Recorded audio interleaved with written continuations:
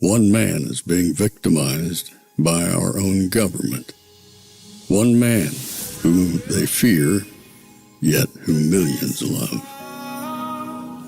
One man who is willing to take the poison arrows of lawfare. One man whose voice has been taken away by a corrupt judge operating in a corrupt system. One man who has been ridiculed and insulted. One man who refused to back down. One man who refused to back down. One man who refused to back down. One man who stands between us and them. One man that wants to see America protected again. One man who wants to see America prosper again. One man who understands that a man is a man and a woman is a woman. One man who understands and protects the blessing of life. One man who wants to restore American exceptionalism. One man who once again wants to make America that shining city on a hill for all to see. A place where all the people of the world glowingly set their eyes upon. America. One man who unashamedly wants to make America great again. That one man is Donald Trump.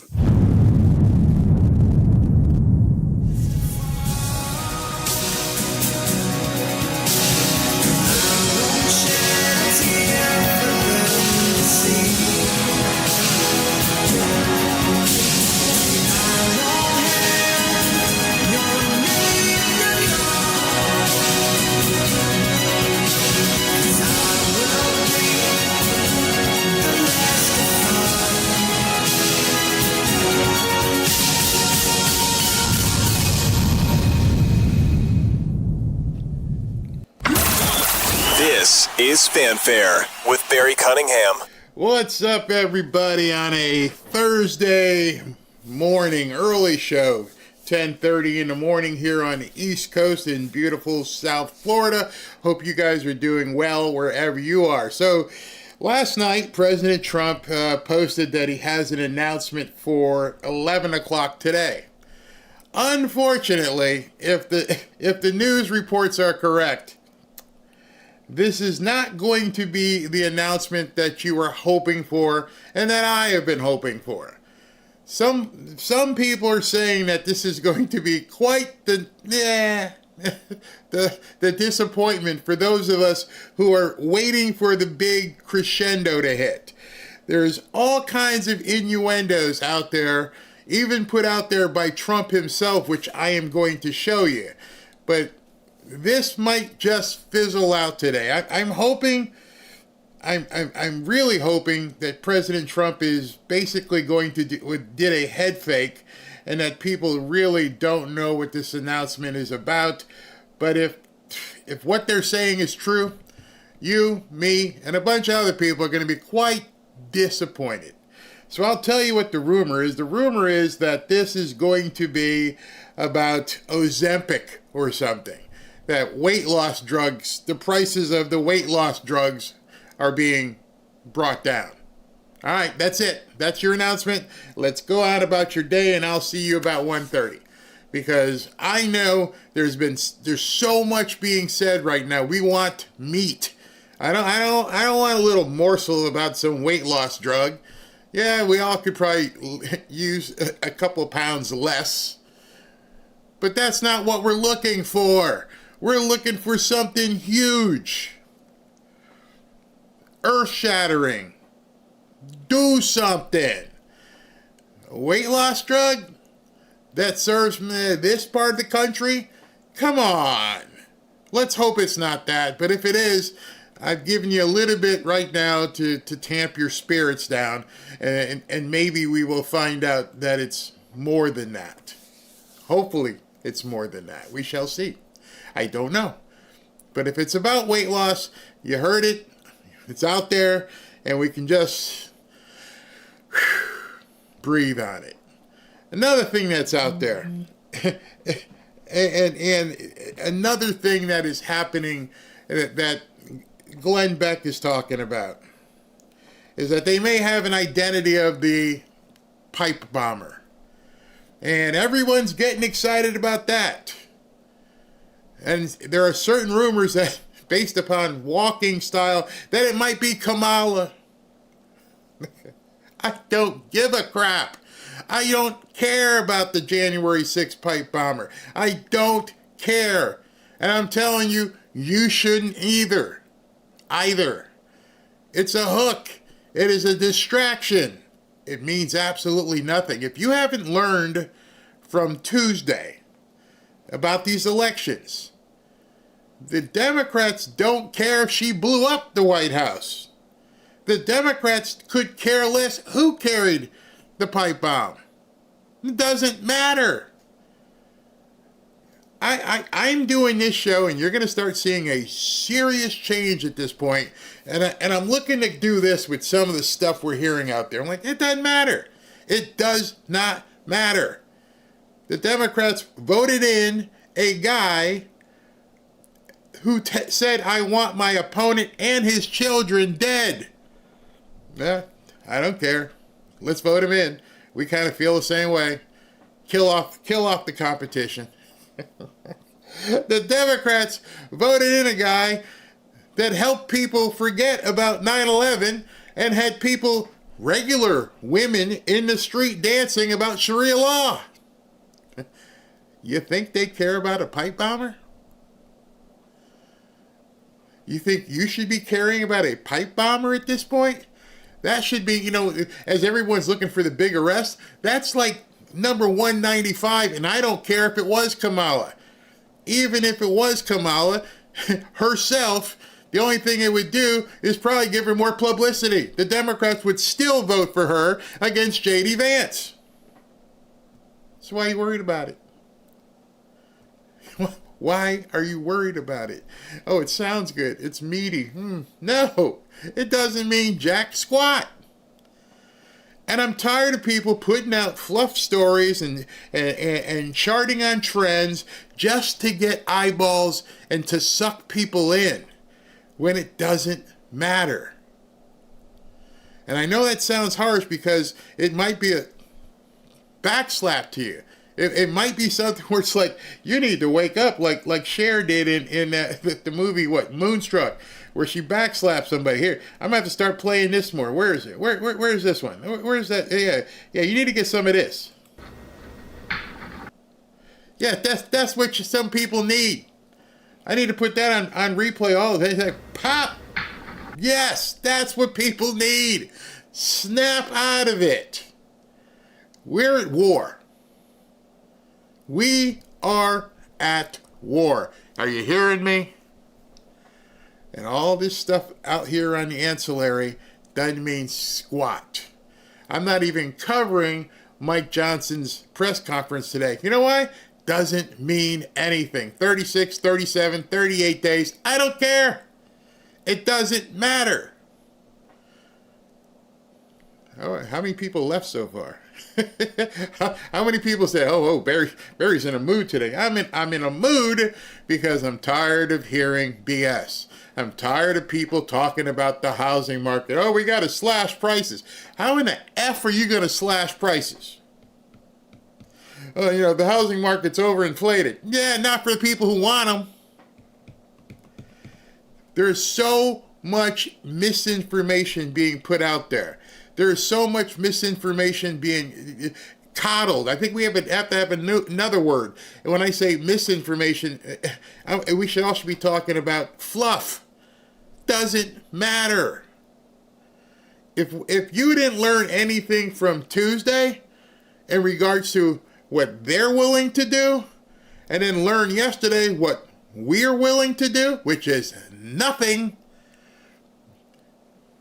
you didn't pay attention. They're willing to elect socialists. They're willing to elect people who threaten to kill people. Our people are afraid that they might get something might happen. They'll use it against them. We can't break the filibuster. You're in trouble. I'm in trouble. We got one person, maybe a couple people in the administration, but these people are whacked. These are walking wussies.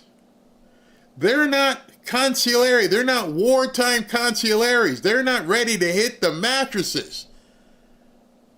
And that's why I did my videos last week about time to get a little bit greedy, time to get a little bit selfish.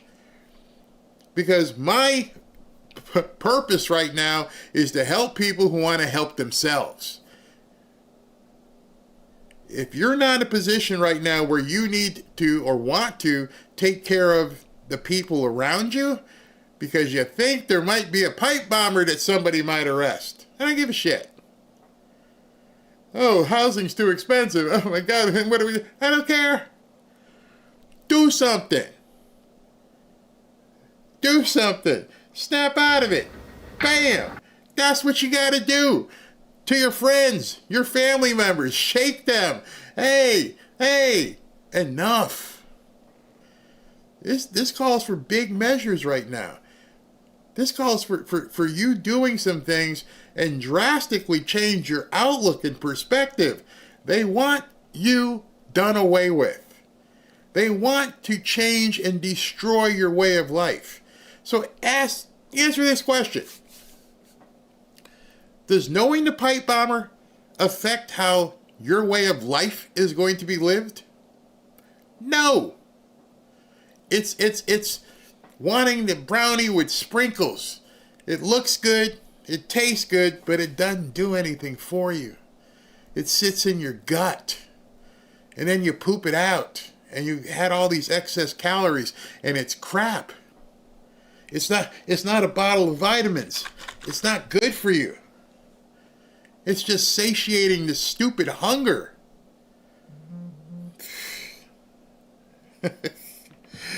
You gotta wake up, or not.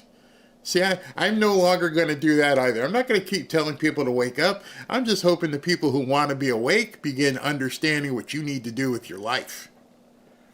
I'm not Tony Robbins. I'm not a life coach. But I can tell you some of the things that we're doing. Ashley and I had a 40-minute phone call this morning. Hey, Ash, you doing this? You doing that? Okay, let's rock. We're going to hear about weight loss today? That's what we're going to bring? Well, I don't know. President Trump is due up in 15 minutes. Let me start by talking to you a little bit about some of the stuff that seems to be happening, but is not being revealed to the public as of yet. That might be very interesting. So let's cut away to some of this video. My fellow Americans, our movement is far from over. In fact, our fight has only just begun. We are one movement, one people, one family, and one glorious nation under God. So with American pride swelling in our hearts and American courage stirring in our souls, I say these words to you tonight. We will make America great again.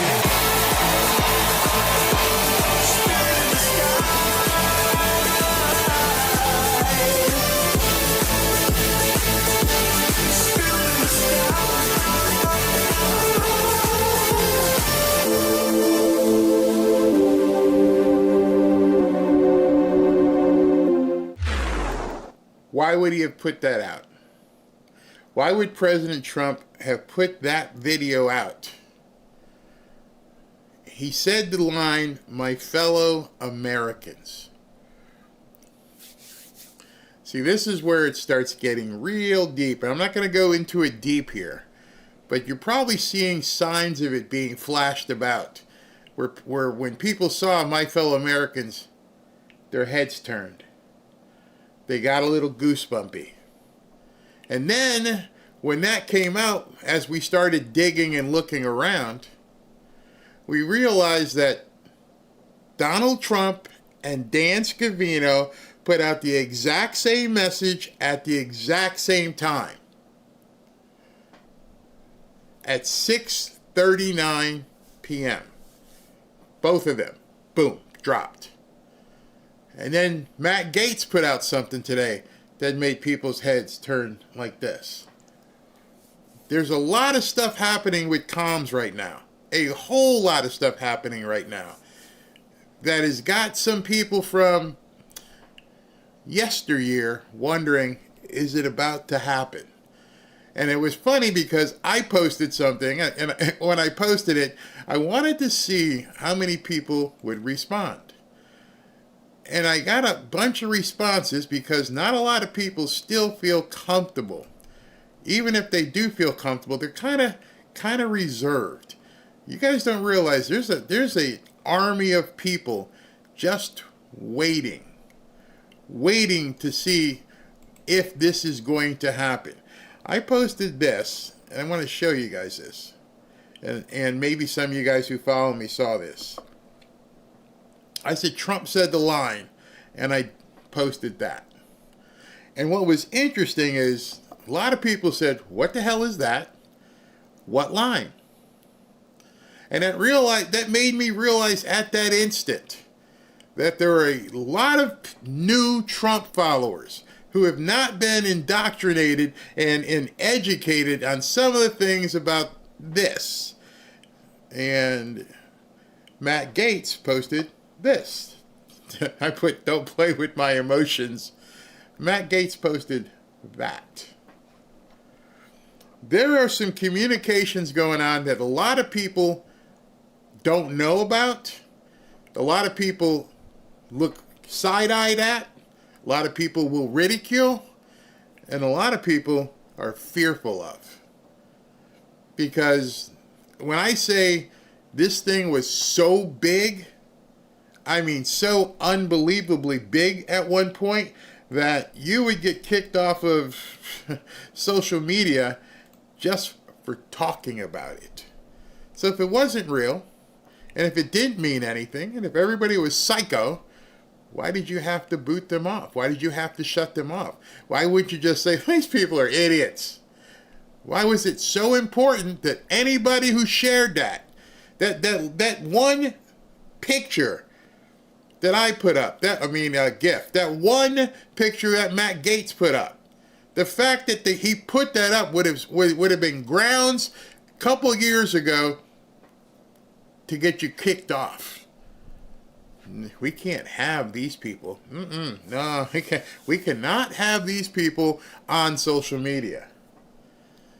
But now it's being talked about. The line was said yesterday. And, I firmly believe that President Trump knows he has to do something, not just to save the country, which is probably his number one thing, but also to save he and his family. The Democrats are mobilizing. They are the orcs. If you guys ever watched Lord of the Rings, they are the orcs. They are ready to strike. They are marching at this point. You saw that Tuesday. I don't know if there's another video on from Tuesday that happened yesterday, where they're climbing up on streets and tearing down American flags. People aren't taking this seriously. They should be taking it seriously. There has to be an alternative here because the Republicans don't seem publicly ready to do anything, as though they want it to happen. So that means the people have to do something about it, and that's what scares people. Because they know they're only going to be so much that the people are going to take. And the people right now, I believe, are waiting for a signal. They are waiting for President Trump to say something, to do something. And when that happens, all hell is going to break loose. And if he doesn't do anything, all hell is going to break loose the other way.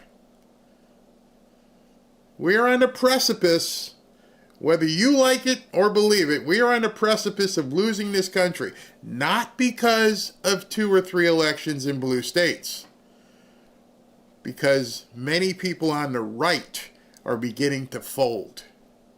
Because many people on the right are being influenced and pushed into stupid directions. and being lied to, absolutely lied to, by many people out there on the right. We all know the left is liars. I didn't know there were so many right side liars. Oh yeah. Oh yeah. That to me is something that's new. And we're looking over here going, what is wrong with these people? Why are they in here now trying to influence people in a really, really bad way? For their own benefit? Are they being paid? I don't know. But that's what I mean when I think we are on the precipice. I'll tell you more after this. Mr. President, thanks for the time. Thank you very much. Yeah. How do you read last night's election results? Well, I watched very closely. These are three pretty Democrat states, assuming everything is fair and balanced, as you would say. I thought that New Jersey would do better.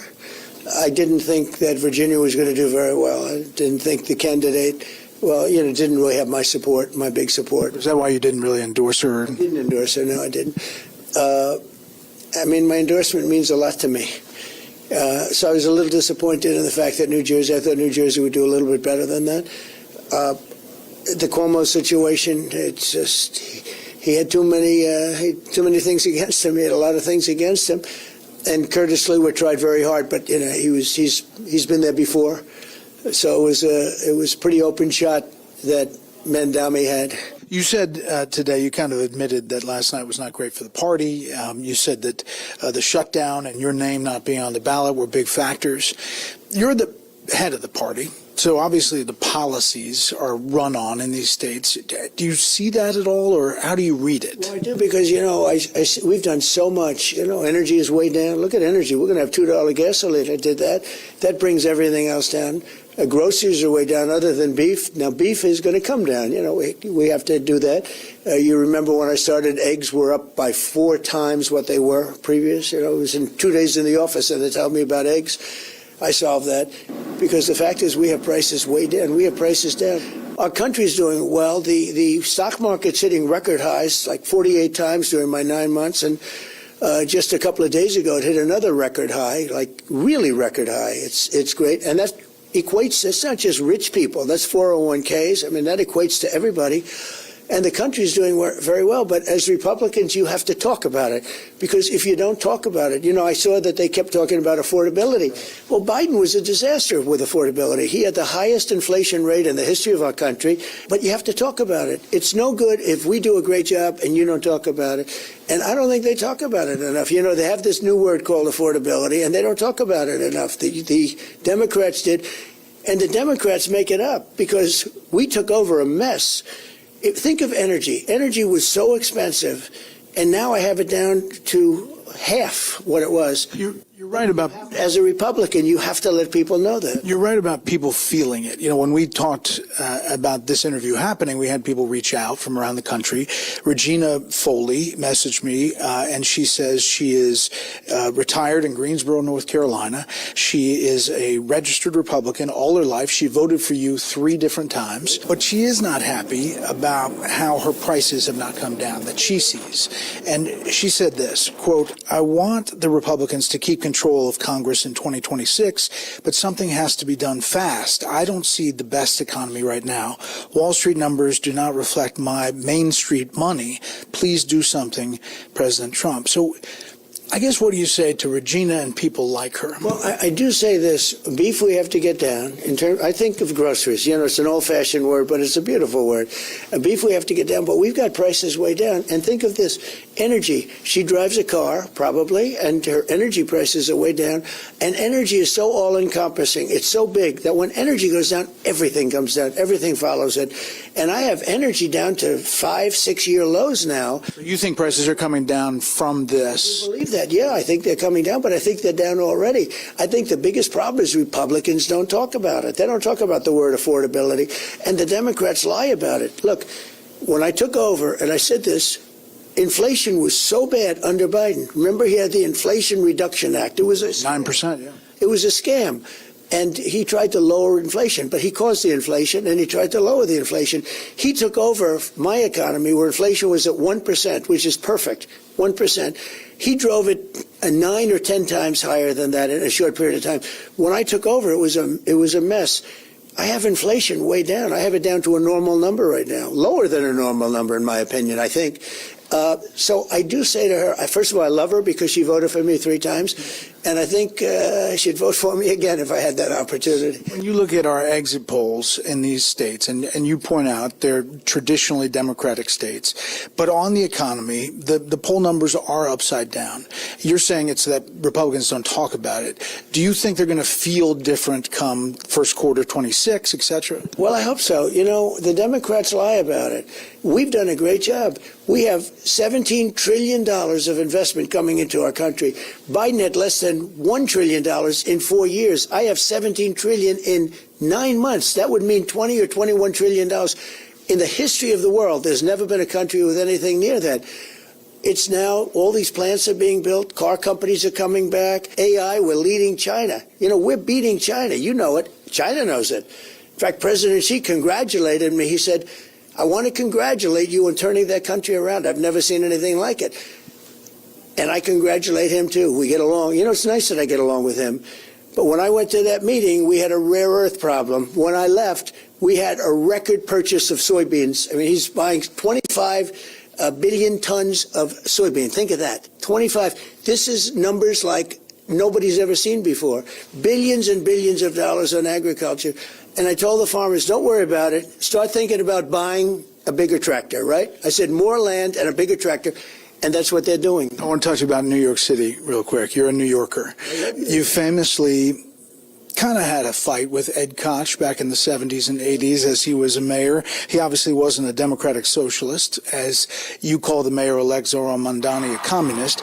But is there any part of you that looks at Mamdani and says, it is good for you politically to have a big foil there that you're going to talk about for the next 3 years? You know, I'm so torn because I would like to see the new mayor do well because I love New York. I really love New York. When I left New York for Washington, New York was doing really well, but there were some bad signs. The bad sign was a guy named de Blasio. So the signs of de Blasio, that was the beginning, and it was bad.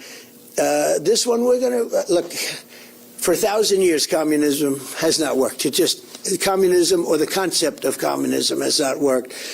I tend to doubt it's going to work this time. Did you see his victory speech? It's literally never worked. Yeah, I thought it was a very angry speech, certainly angry toward me, and I think he should be very nice to me. You know, I'm the one that sort of has to approve a lot of things coming to him, so he's off to a bad start. At one point he says, turn the volume up. So hear me, President Trump, when I say this. To get to any of us, you will have to get through all of us. How do you respond to that? Does that affect anything you're going to do? It's a very dangerous statement for him to make, actually. And, you know, you talk about danger. I think it's a very dangerous statement for him to make. He has to be a little bit respectful of Washington, because if he's not, he doesn't have a chance of succeeding. And I want to make him succeed. I want to make the city succeed. I don't want to make him succeed. I want to make the city succeed, and we'll see what happens. Did you see reaching out to him? I would say he should reach out to us, really. I think he should reach out. Right. I'm here. We'll see what happens, but I would think that it would be more appropriate for him to reach out to us. So speaking of reaching out, is there a deal that can be made to end this government shutdown in your mind? Well, I think the Democrats have become radicalized. I think, you know, this never happened before. They always extend. You know, an extension is very easy. It's done all the time. You extend, sometimes you extend 4 or 5 times. I mean, they become radicalized lunatics, actually, in a true sense. They should automatically extend, and we will make a deal as soon as they do. As soon as they do, we'll make a deal. There is a deal in the works that they're talking about, at least. Senator Susan Collins talked to the House, said if they pass the continuing resolution now, this Friday, they'll pass the military construction, the veterans bills, maybe even other bills, and that would get veterans their checks by Veterans Day Monday. Yeah. Would you support that? Well, I would look at it. I mean, I'm going to look at it. They should just extend it and work on it, and we ought to work on health care together, because Obamacare has been a disaster. It's going to get a big increase, but Obamacare is not great health care, and it's very expensive, and I'd love to work with them to fix it. This is obviously appropriations bills one at a time, but they lump some in, get a continuing resolution until December or January, move forward. Let's move forward. I'd like to move forward. I'd like to get it going, but it's really up to them. And we're here. If they say yes, it's done. Because we have already, we have voted just about unanimously, almost unanimously, to move forward. We're ready to do it. A few more things. You said Republicans should get rid of the filibuster. Yeah. Based on what you said this morning, you don't really think the Democrats could never win the Senate again, right? No, I think that if we got rid of the filibuster, we would approve so many good things, common sense things, wonderful things, that it would be hard to beat us. If we don't, it's always going to be a slog. So I do say this. I would say absolutely, without question, I have no doubt in my mind, get rid of it. And the Republicans should do it. But they have a number of Republicans that don't agree. And you know what? It's a question. Do I want to lose my relationship with those Republicans that have been very good to me for a long period of time, that voted against the crooked Democrats on impeachment and everything else? Do I want to lose them over it? I think it's a very important point. Do you ever have people that are wrong, but you can't convince them? So do you destroy your whole relationship with them or not? I'd be close to losing it, but probably not. How worried are you about this? See, that I found that to be very interesting, because he asked a question to himself, which means he's asking that question internally.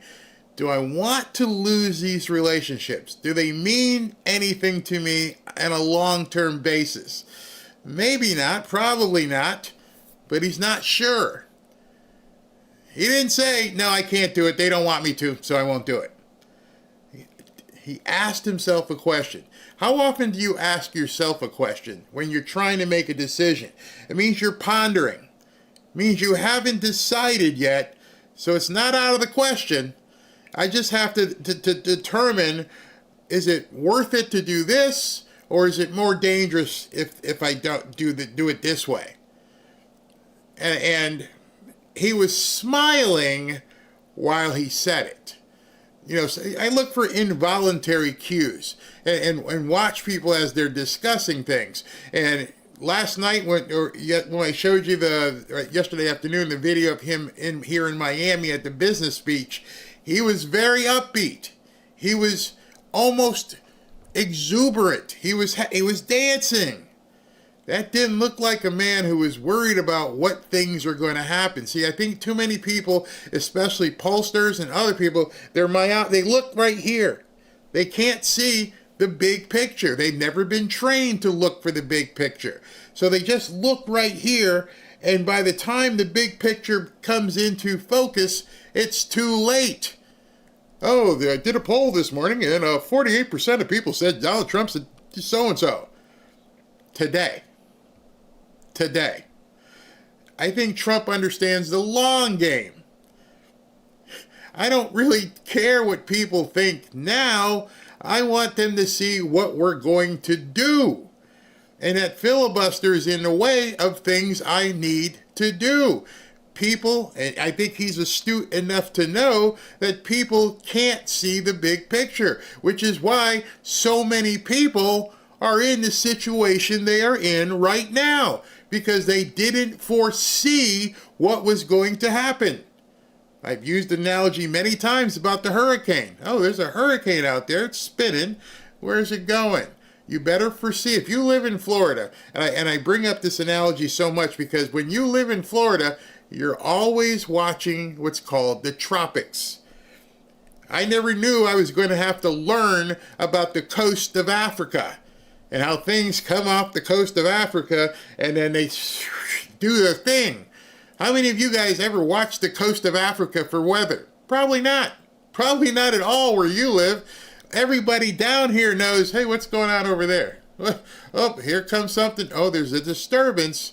I think it's called Cape Verde. Oh, there's a disturbance, and they all come this way, and they track that. We learn to look at the big picture. I'm not looking at, is it raining today? No, I don't really care. What's going on over there? What's going on over off the coast of Africa? That's what we learn to look at. Most people don't look at the big picture. They go about their daily lives. whatever it is they're doing until something happens. You want immediate proof of that? How many people had no idea that Mandami, oops, I said his name, was going to win, and then woke up Wednesday and went, oh no, did that really happen? Well, what did you do? Did you go out and vote? Did you bring your friends? Did you bring your family members? Did you bring your coworkers? Nope.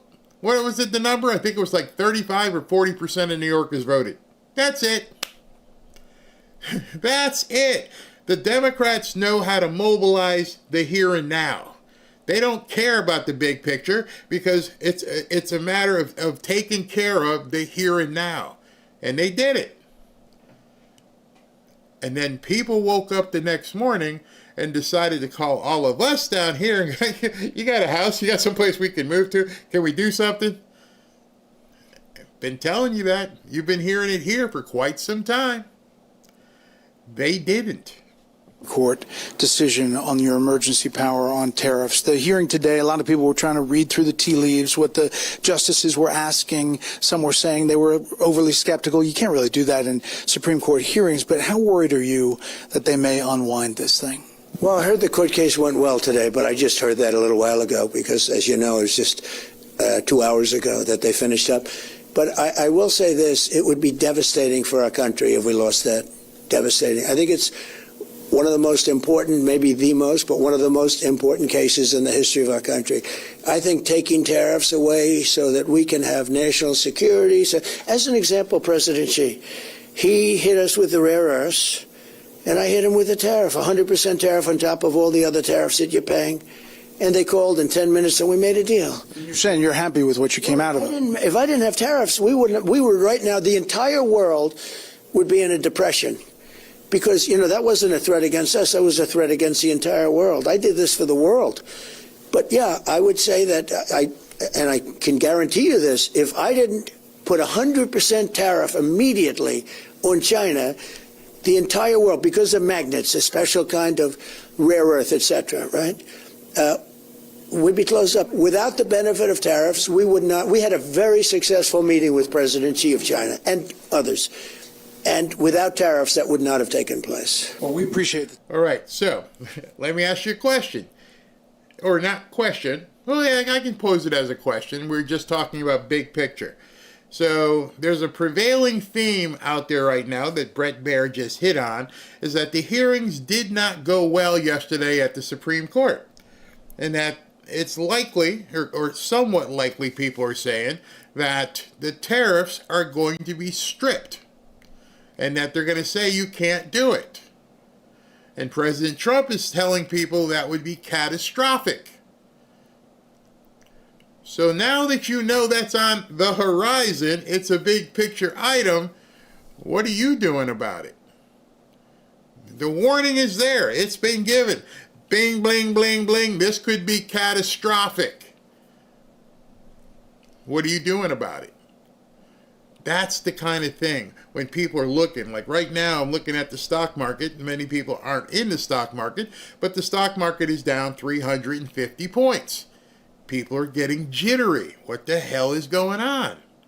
It's coming into the biggest retail part of the year. Thanksgiving and Christmas. And the stock market's like, tariffs? Tariffs. Yesterday it bounced because people were taking profit. Now it's down 350. YouTube and Disney are fighting. There's all kinds of craziness going on. These are the signs that you look at that a financial hurricane could be on the horizon in certain areas, in certain verticals. Because whenever there's a hurricane in one area, another area is bright and sunny. You ever notice, well, unless you live in Florida, you don't know, but if a hurricane is going up the coast but it's not hitting here, the weather is effing fantastic. The reason why the weather is effing fantastic is because the hurricane, with its swirling winds and rain and everything else, is sucking all the badness away. It's like a giant straw, and it just sucks everything out, and what's left over is like, wow, man, this is awesome. The weather, it's so breezy, it's nice, it's beautiful.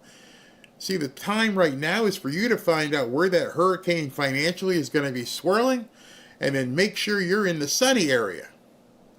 Make sure that you're not in the path of this financial hurricane. So you need to become basically hurricane resistant financially and not become hurricane dependent. If you're dependent on certain things, then you're going to be left out in the cold. And Trump is saying, yeah, it's going to be catastrophic.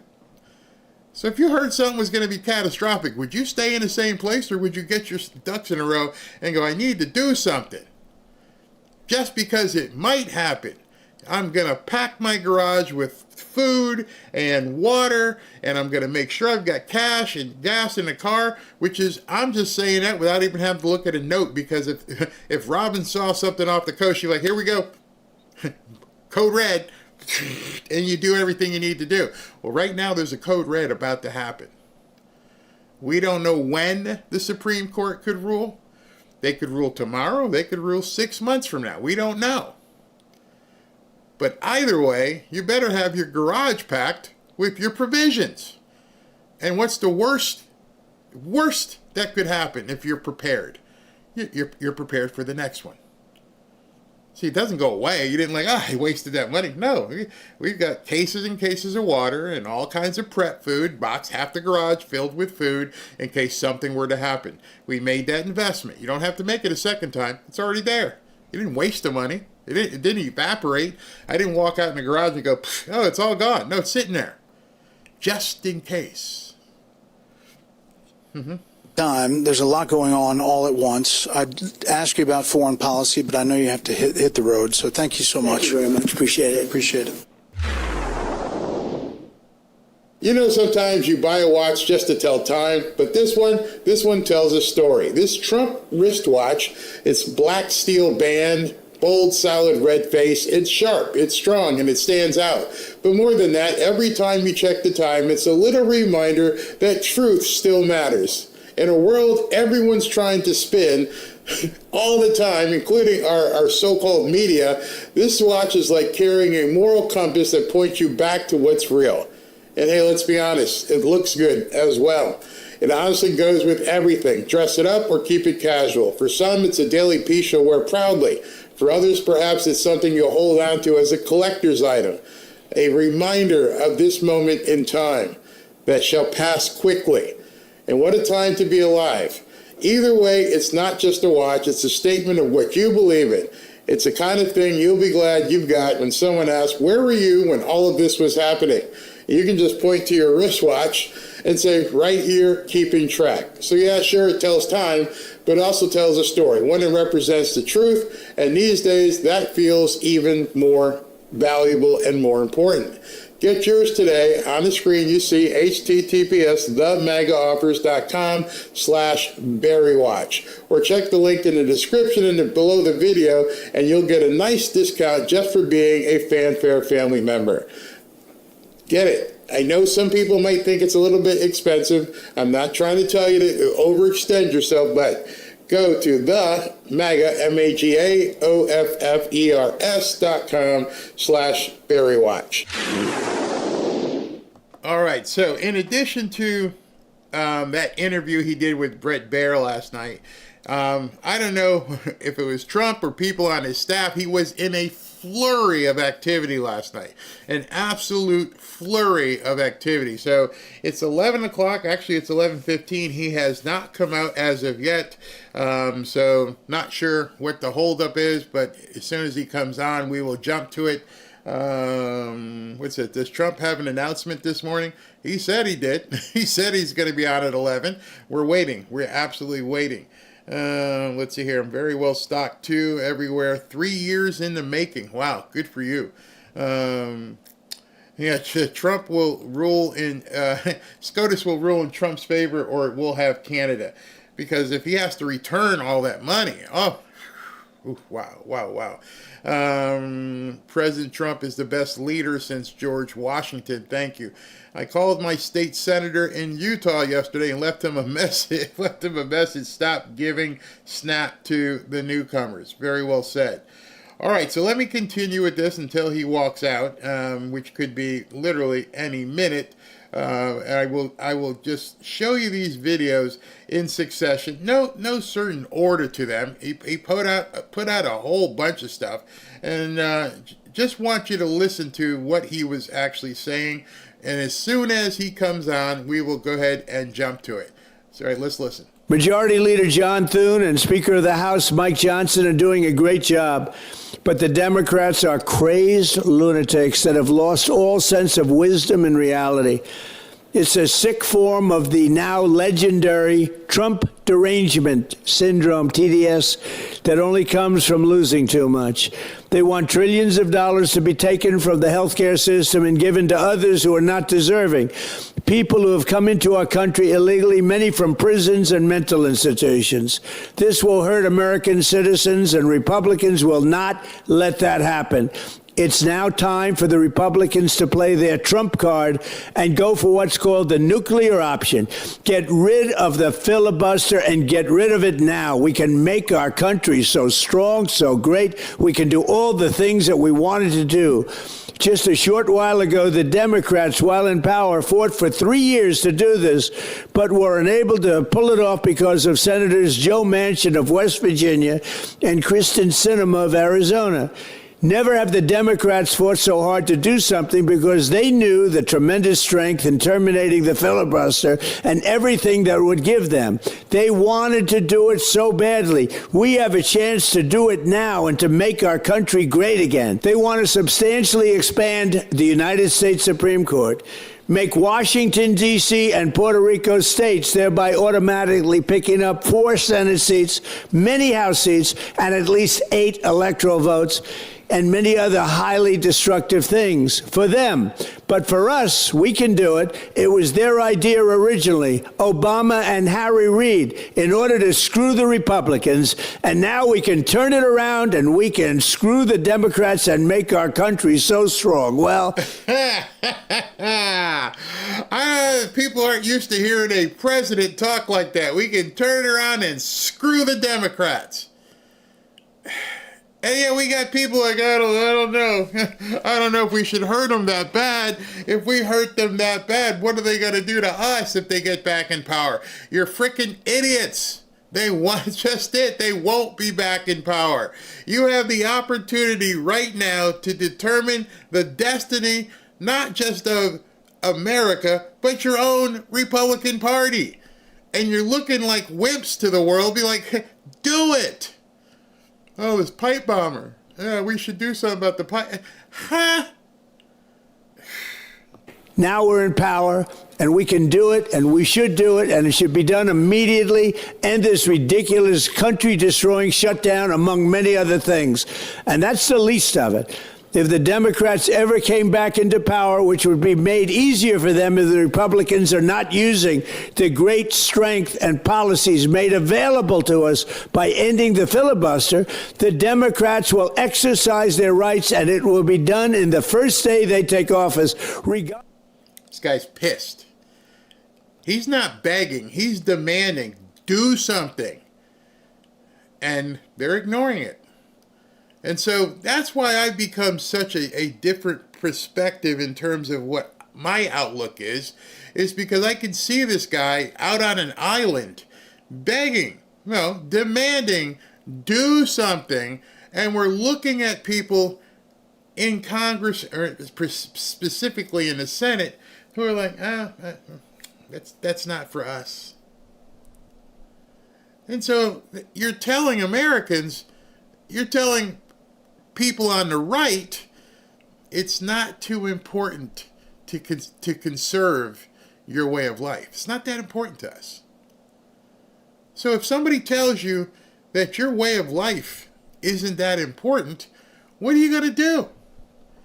If your wife or husband turn to you and go, your needs, not that important to me. I want to make sure our neighbors are taken care of. Something's wrong in the house, isn't it? So something's wrong in the house if you turn to your spouse and they say, I understand, I got to take care of these people first. I'm afraid if I take care of you, that these people might get pissed off. I'm reading these signs. I hope you're reading these signs. And you can clearly see that your own well-being, your best interests are in peril. There's no other way to look at it. I challenge you. Go look around on people's profiles. Go look at what they're talking about. And as you're watching different videos and posts, how many of them are about increasing your stature in life? Making life better for you and other Americans? Or are they talking complete, utter nonsense about shit that doesn't matter? I mean, there are a few things that matter right now, given where we are. Our national security, our financial security, and avoiding the Democrats getting back in power. All of that is governed, of course, by our Christianity, which is also in trouble. As I said, there are certain people climbing the poles and ripping American flags off of the poles. What do you think that bodes for, like, St. Patrick's Cathedral?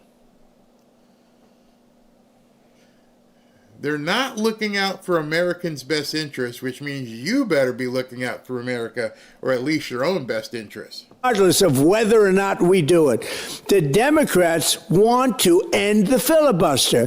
It will be done the first day they get into office. Don't you understand that, Republicans? In addition to... Wow. He posted this last night. This isn't an old video. This was last night this got posted. That's why many of us, when we saw My Fellow Americans, was like, is this morning going to be it? And then we're hearing about the Ozempic and weight loss crap. I'm like, come on, man. Bring it. Bring it. Are you ready for it? I mean, you might not be. You might need to go watch a podcast that's talking about the pipe bomber. You might need to go watch a podcast that's talking about, I don't know, can we find a way to make young kids buy houses out of the blue like we're genies? You might want to go look at that. Or you might want to look at hard stuff. It's pretty funny. I put up a poll earlier, and I want to talk about real estate on Sunday, and only 65% of the people here right now said they want to see it. And then I got this amazing response this morning. This response this morning, I put up, people crying about housing prices have no idea how the real estate market actually works. The prices of homes in some areas of South Florida are going up literally overnight, and here's the reason why. Demand. No one can make prices go down. No one. The market determines the pricing. The socialist up in New York is a profit trigger for South Florida. And I got this comment. Damn, Barry, let it go. Focus on what is important. And real estate is only important if you're looking for a house.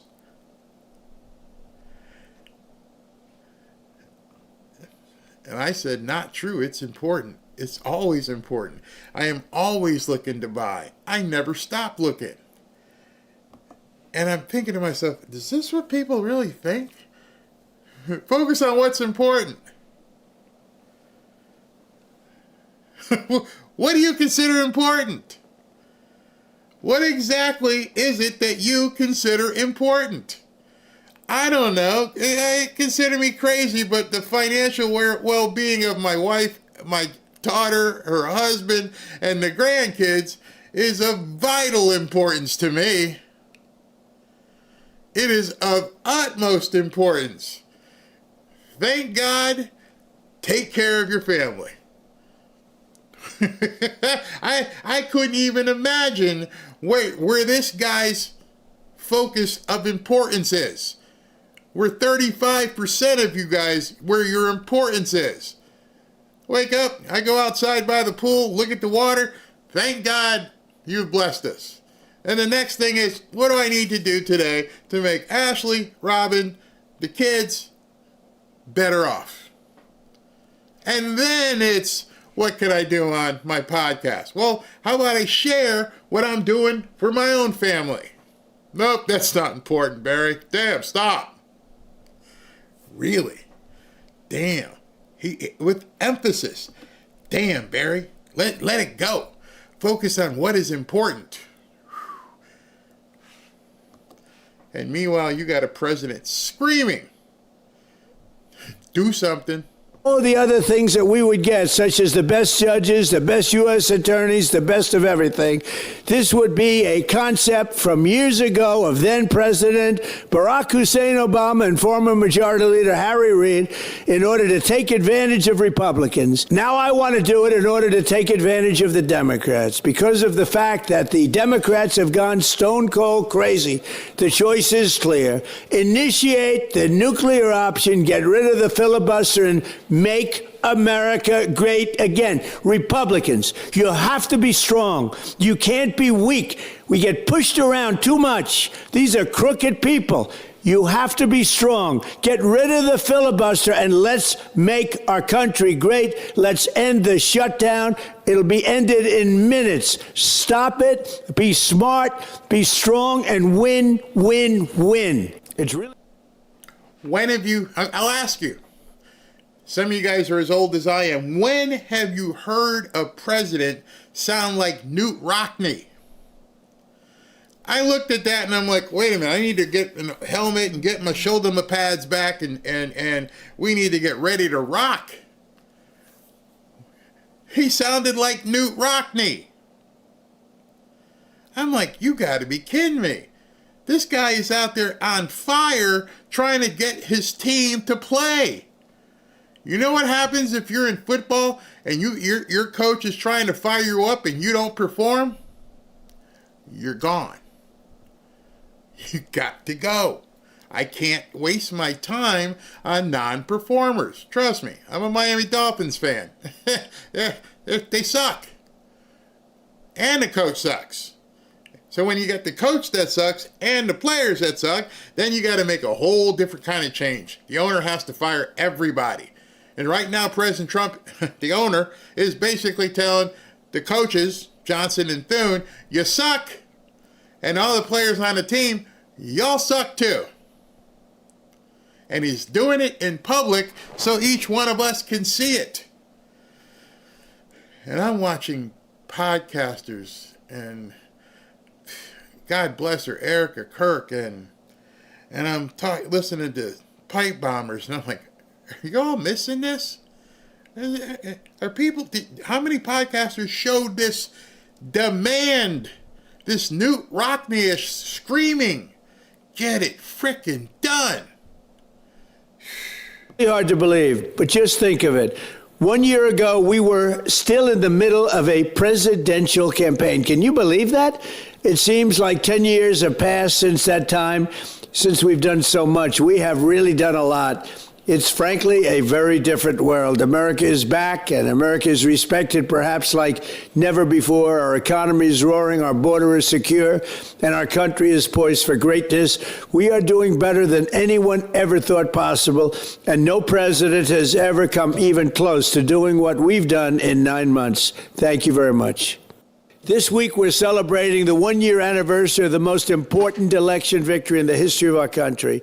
We won all 7 swing states by millions and millions of votes. We won the Electoral College 312 to 226. We won the popular vote for the first time of any Republican in decades. And we won 86% of the counties in America, 2,700 to 525. Think of that, 2,700 to 525. All 50 states shifted toward the Republican Party, the first time that's ever happened. Think of that. All of the states, every single state, shifted toward the Republican Party the first time ever. And just think of what our country would be like right now if the election had gone the other way. Another 20 million illegal aliens would have poured across our border over the past year. It would have been a disaster. Your energy prices would be through the roof. Inflation would be at 9, 10, 12, 15, 20%. Who knows? They had no idea what they were doing. Your taxes would be going up massively. Terrorists would be flooding our country, and millions of children would be getting indoctrinated with transgender insanity. 8 wars would still be raging. I ended 8 wars. Think of that. Ended 8 wars. and a band of thugs and lunatics would be running our country. Thankfully, we won, and we're making America great again, greater than ever before. As I've said for years, Obamacare is a total disaster waiting to happen. Rates are going through the roof for the really bad health care that you're not getting even. Do something, Democrats. Sit down and do something. We want to make it better, or we want to get something that's good. Obamacare is a disaster, too expensive, and the rates are going too high. I said it right from the beginning. It's no good. Over the past 9 months, we've created 1.9 million jobs for American-born citizens. Gasoline prices are the lowest in decades. Energy costs are down. Grocery prices are down. Mortgage rates are down, saving the typical family thousands of dollars a year. Joe Biden created the worst inflation in history, but since I took office, core inflation is really low. We brought it way down. We're working every day to make America affordable again and to make America greater than ever before. Thank you very much. You see, one of the things that you're seeing here, and by the way, it's 11:31. He has not come out yet. One of the things you're seeing here that sounds repetitive, that he has to keep saying these things because nobody else is saying it. People are not promoting what's been going on. Over the last 9 months, the negative, if you turn on the television, even on Fox to a certain extent, it is quite negative. And so I believe right now we're seeing a concerted effort to take not just him down, but to take down MAGA. I think that they see what's happening and that this is an opportunity to do just that. Splinter. Cause an issue with people. Make them have doubt. And they're sowing these seeds, and to a certain extent, it's working. It's working because a lot of people who considered themselves MAGA don't realize that by signing up to be MAGA, you're signing up for a fight. Family members are going to toss you aside. They're going to exile you. People you work with, friends, neighbors, they want nothing to do with you. And so it's easier to acquiesce. It's easier to bow the head and bend the knee. None of this is going to be easy. Your way of life doesn't come free. Many of you who have veterans or know people who have died for freedom, this is why they died. We are under attack as Americans from inside the country and inside of the Republican Party. People aren't ready for this. I've said it's on the screen right now. Hold on, let me put that up. This is it. People need to wake up. This is it. Are you ready? I've asked that so many times. Are you ready? And people think they are, but they're not. Many aren't. Many want to be fed like the little birds in the nest instead of saying, kicking indoors and saying, we deserve this. Too many people don't understand what they deserve. Funny, you don't have that on the other side. They think they deserve your stuff. They want so much, they are willing to take what you have. You're not looking to take somebody from somebody else. You're looking for the opportunity to grow and do it yourself. That's the big difference. We all want stuff. They think they should have yours. You just want opportunity to go do what you want to do. They will do nothing. They will not stop. Nothing will deter them from taking your stuff. They are completely unified. From top to bottom. What can we do to grab more of your stuff and give it to these people over here? And President Trump is saying, if you want to protect your stuff, this is how you do it. And the people that many people have voted for to protect your stuff and your way of life, which includes your religion, are folding. There are people in here that are going to fold. There are people in here who are going to wave the white flag. They are going to accept living in mediocrity. They don't want the spotlight. They just want to, if you got to pay more taxes, if I got to do this, if I can't pray publicly, if you want to take babies out of wombs, just do it. I'm not ready for this. We know they're there. You can see it sometimes in the comments. I can see it in my replies sometimes. They're just not ready. They ain't built for this. Which is odd, because then you voted for the wrong guy, because he's like, man, we need to go. This guy, he posted like 10 videos last night. All of them directed at, do something, will ya? Don't make me have to do it. And so even if he does that, he's going to lose support. Because when he does that, they are going to react, and then you're going to see people complain that he did what he had to do, even though it benefits them.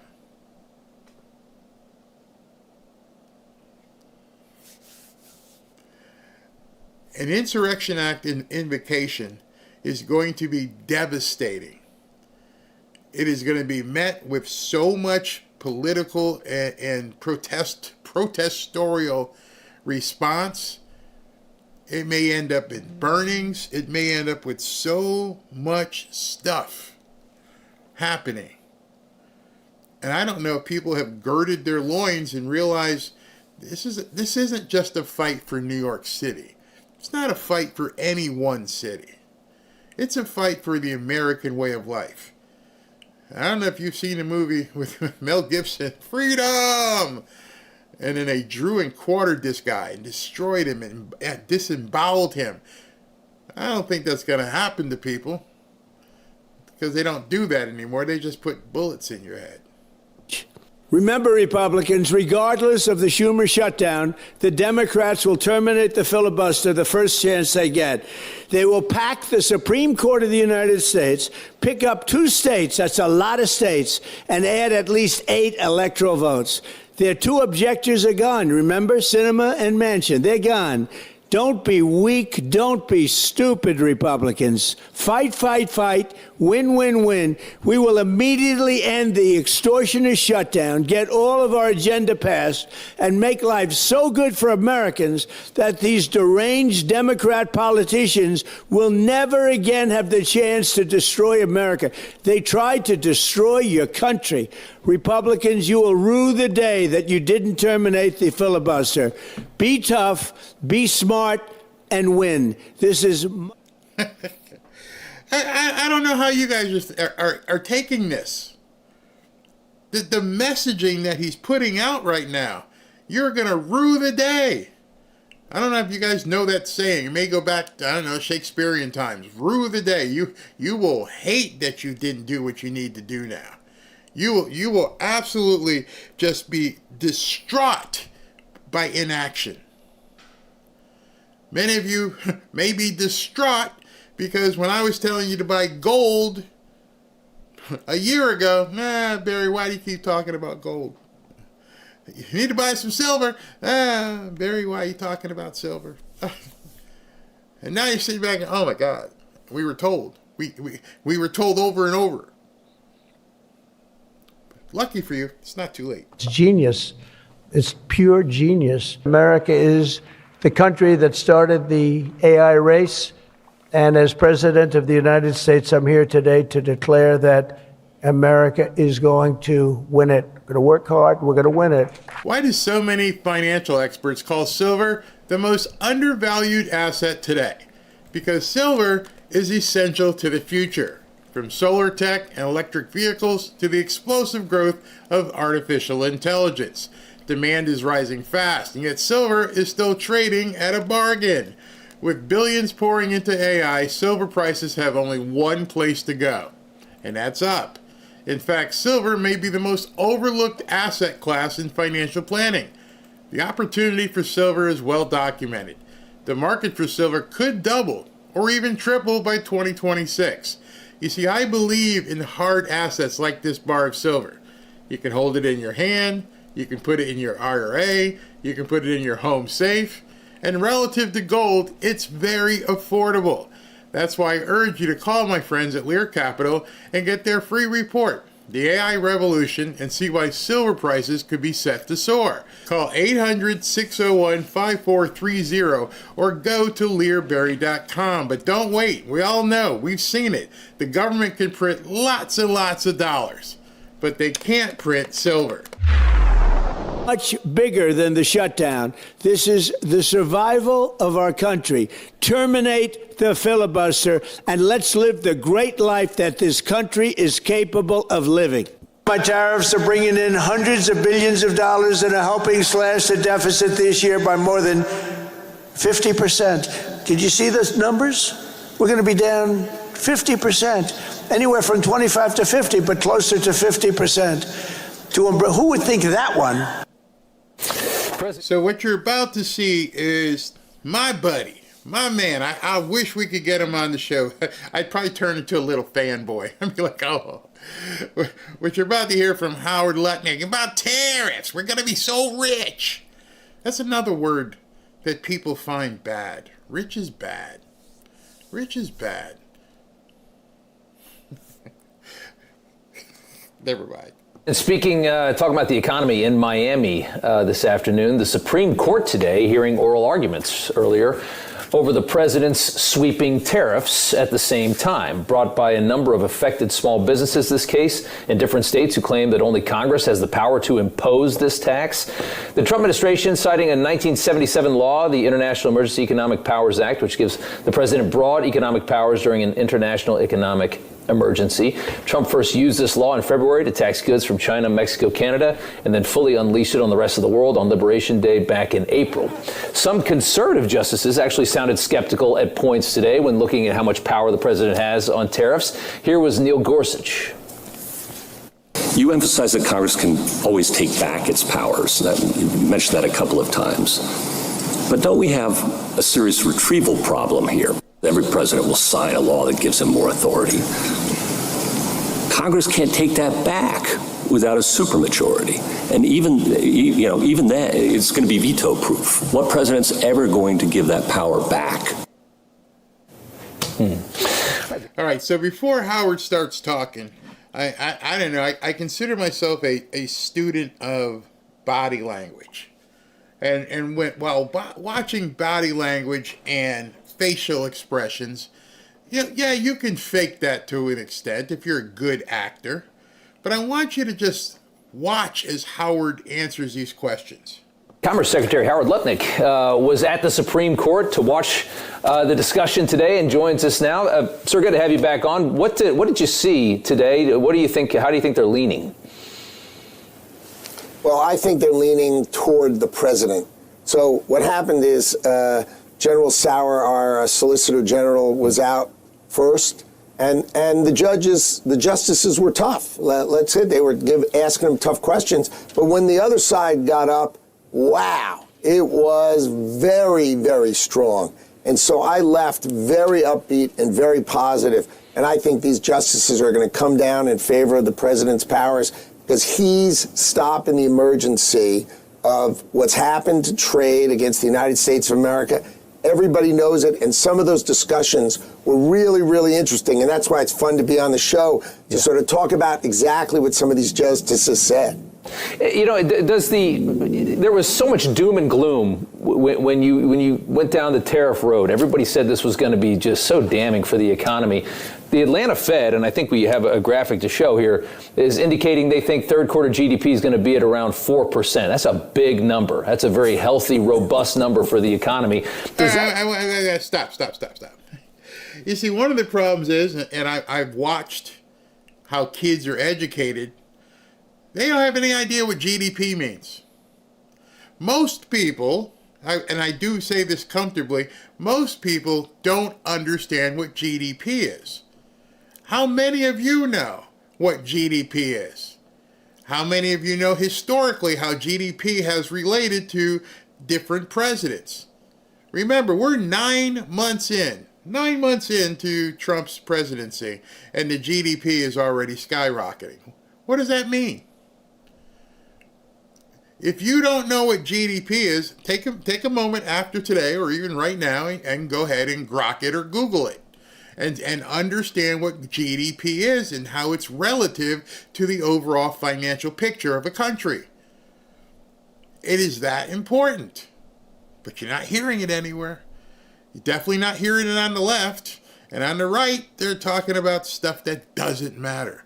Oh, you know, like that guy said, hey, Barry, it doesn't matter. Well, what matters? I would love to people to tell me, outside of national security, the economy, what matters? What's that hierarchy? I would say national security, the economy, immigration, which I guess can be part of number one, healthcare, which even most people understand how that works, and how it's affecting the Obamacare stuff, which, you know, until that happened, things weren't nearly the way they are right now. But above those top three, national security, the economy / financial markets, and healthcare, and immigration, what are the important things? I don't know what this guy was talking about when he's like, focus on what's most important. I'm like, I thought I was.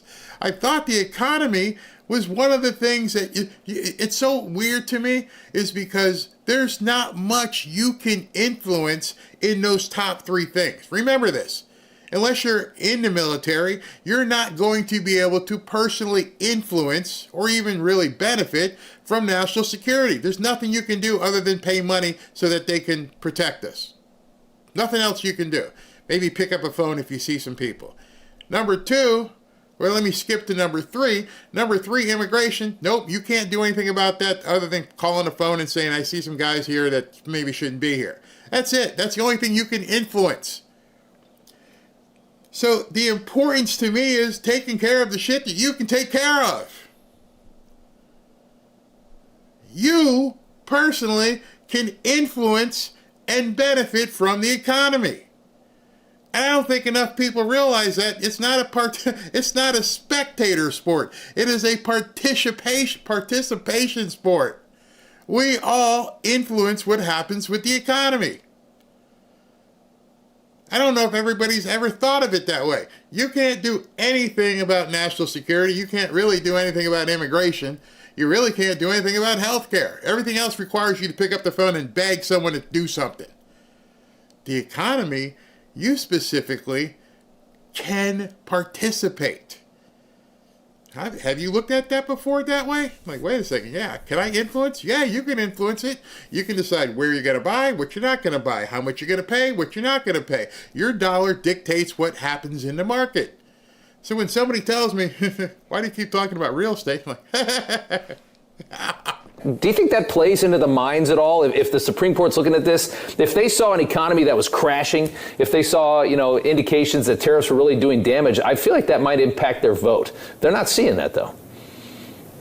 Of course, if the stock market was going, yeah. I mean, which way is the stock market going? Up, up, up. Which way is the economy going? 3.8 last quarter, estimates of 4.4% this quarter. I mean, the economy is on fire because of Donald Trump's economy is one that says tariffs, come on, build in America. The president's been saying north of $15 trillion coming to build in America.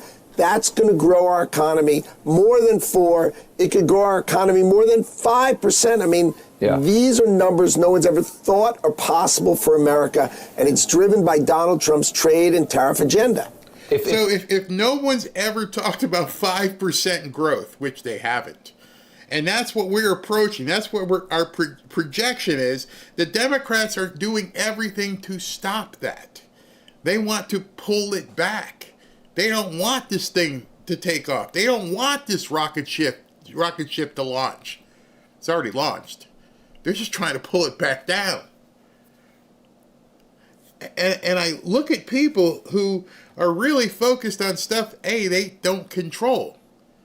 Instead of focusing on the stuff that you can control. You literally can control. You literally can participate. And I don't just mean by, clapping and watching. You can do something.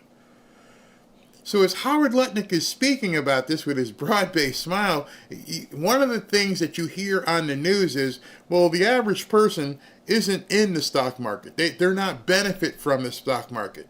Oh, really? When you are looking for cheaper eggs,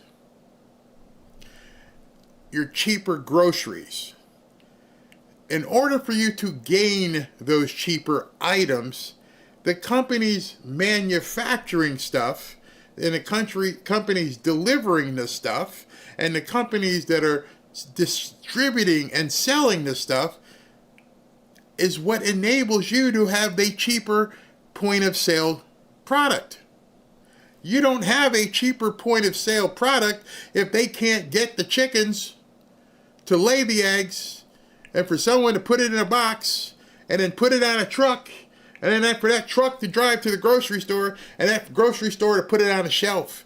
All that, what's called the supply chain, has to be profitable.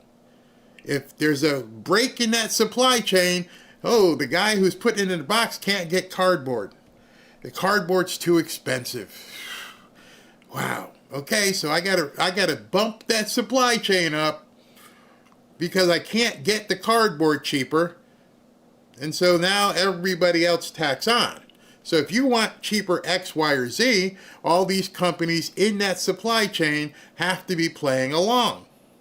And then, of course, the taxes, which, the taxes, then you. So all these people here are getting paid before you see something.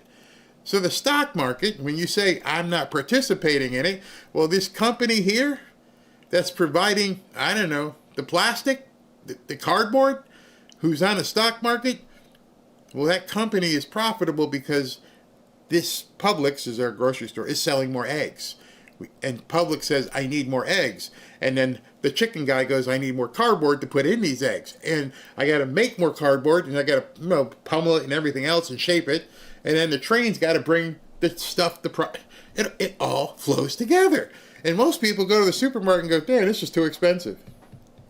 Hey, I can't pay this. Well, that's because all the other stuff along the line. You think it came like this? When you go to the market and you see a steak, you think the cow just chopped off, put it out there? All the way down.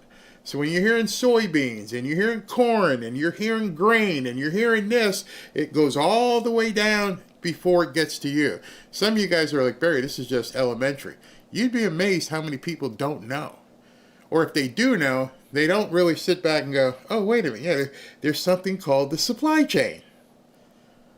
Do you know what the supply chain is? And everybody associated with the supply chain. I can't get any workers to put this stuff in the boxes. Oh, I better call Elon and get some robots.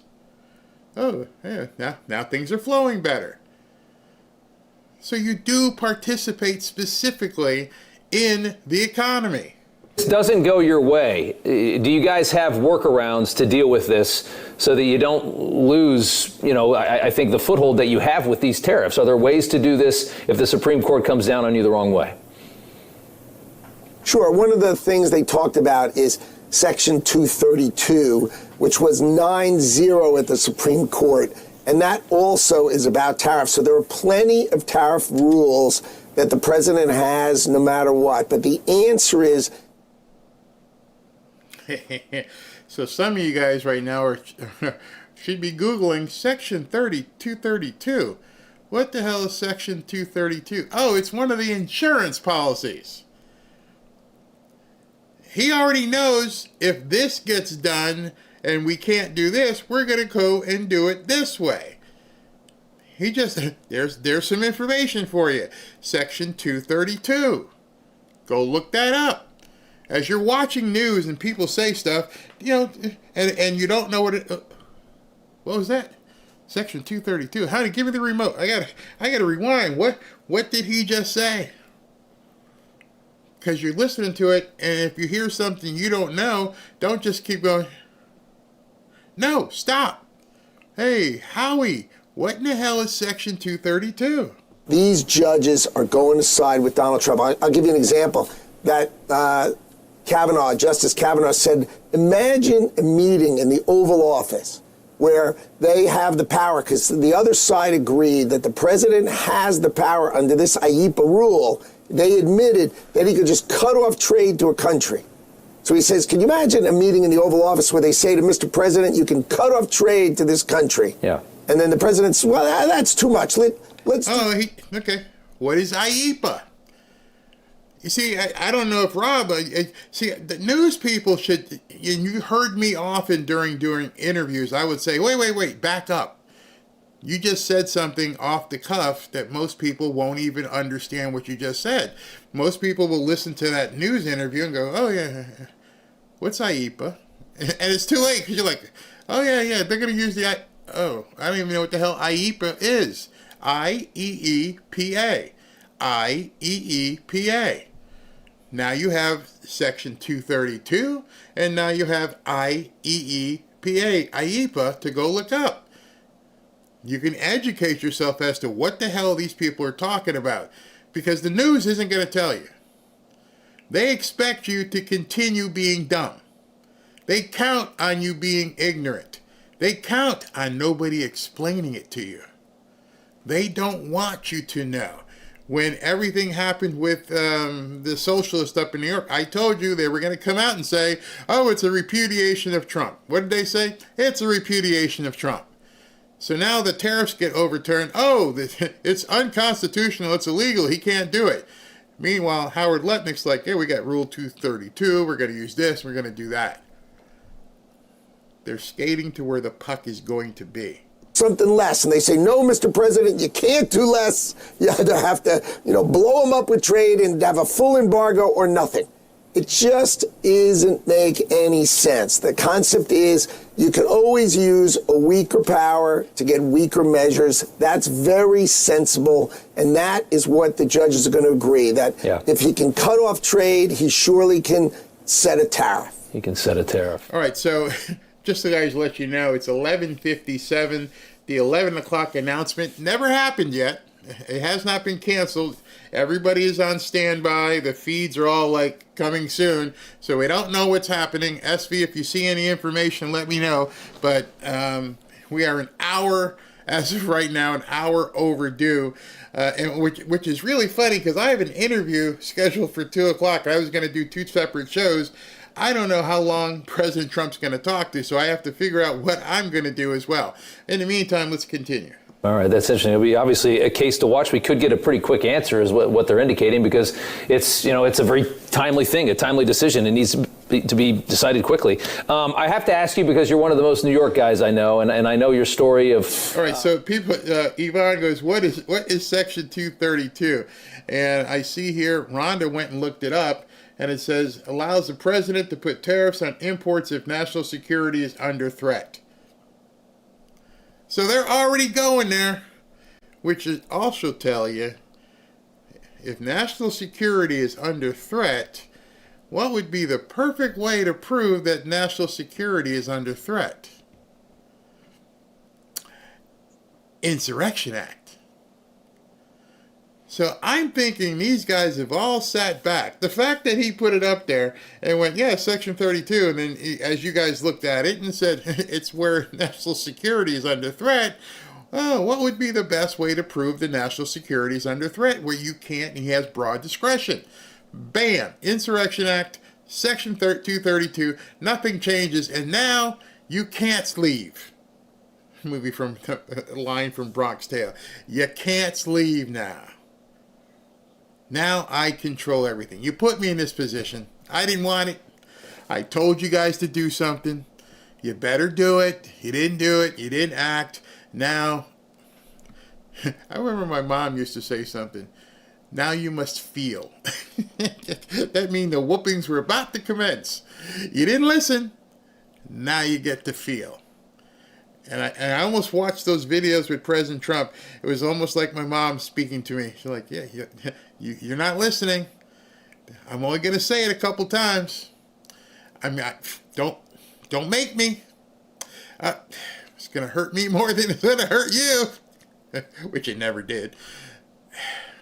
And now, because you didn't listen, you must feel.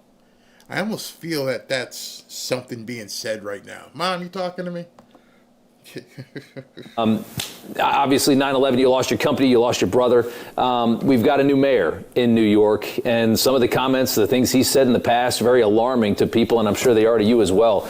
What did you think of the election last night and the man that's going to lead this city for the next 4 years? Well, I'm really, look, I'm really sad where the city's gone from 24 years ago of 9/11 to someone who speaks the way he speaks. It's very, it's very sad for me as a New Yorker, but I tell you what, I thank God that Donald Trump's in the White House, because he literally texted out, and so it begins. I mean, Donald Trump has got the back of the people in New York. He's going to try his best. You guys all heard that, right?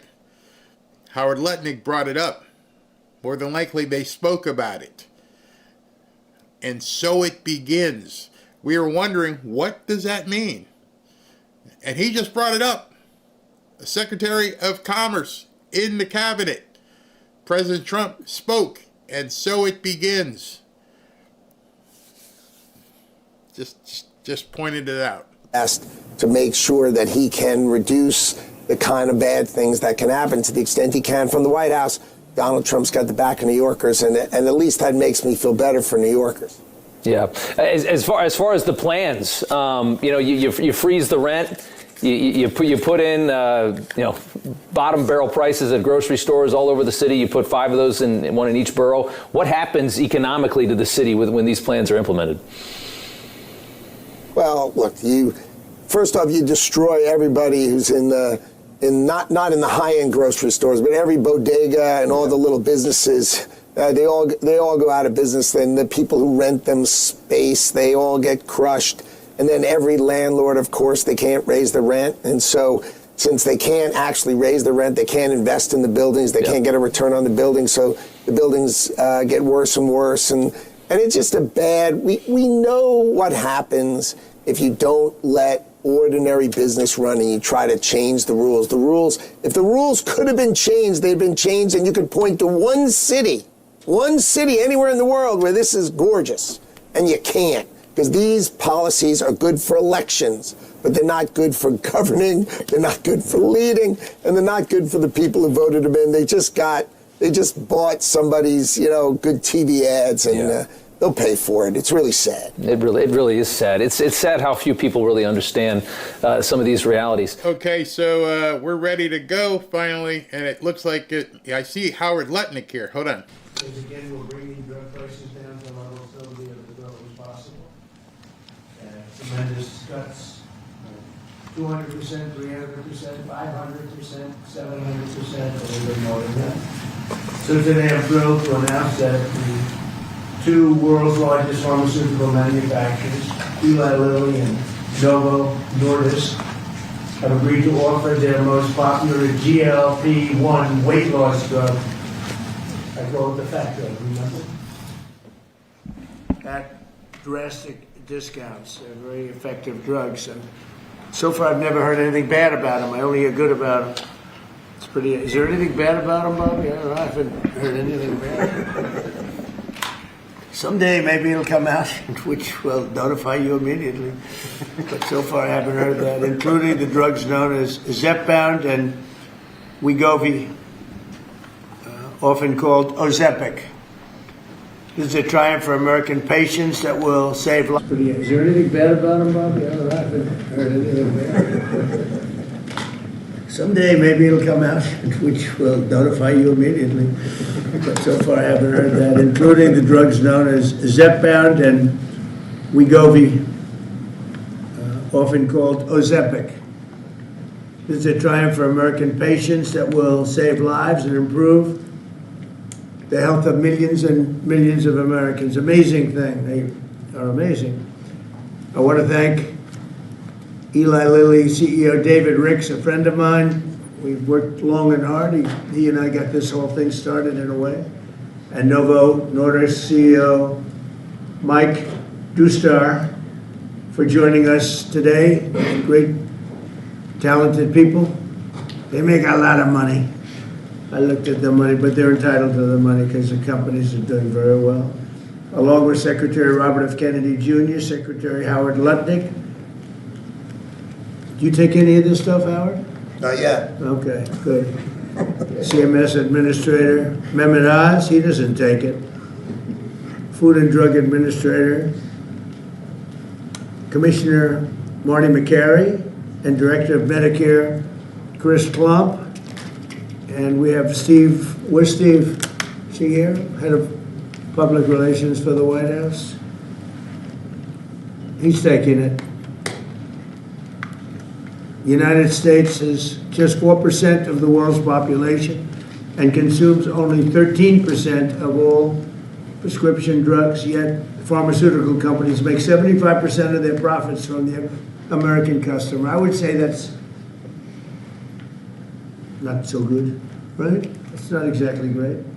To address this chronic unfairness, I signed an executive order earlier this year instructing my administration to do everything in our power to implement most favored nations drug pricing, something that has been helped greatly by tariffs, because when nations refuse to do it, we should have put this in the case yesterday.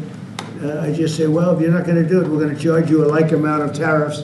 And they immediately say, we'll do it, which means that Americans should pay no more than the lowest price offered anywhere in the world.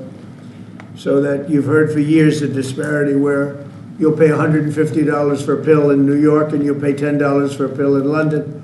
Now you're going to pay $20 both, because the world is a little bit bigger than the U.S., so it goes up that way, but you'll pay $20 and $20.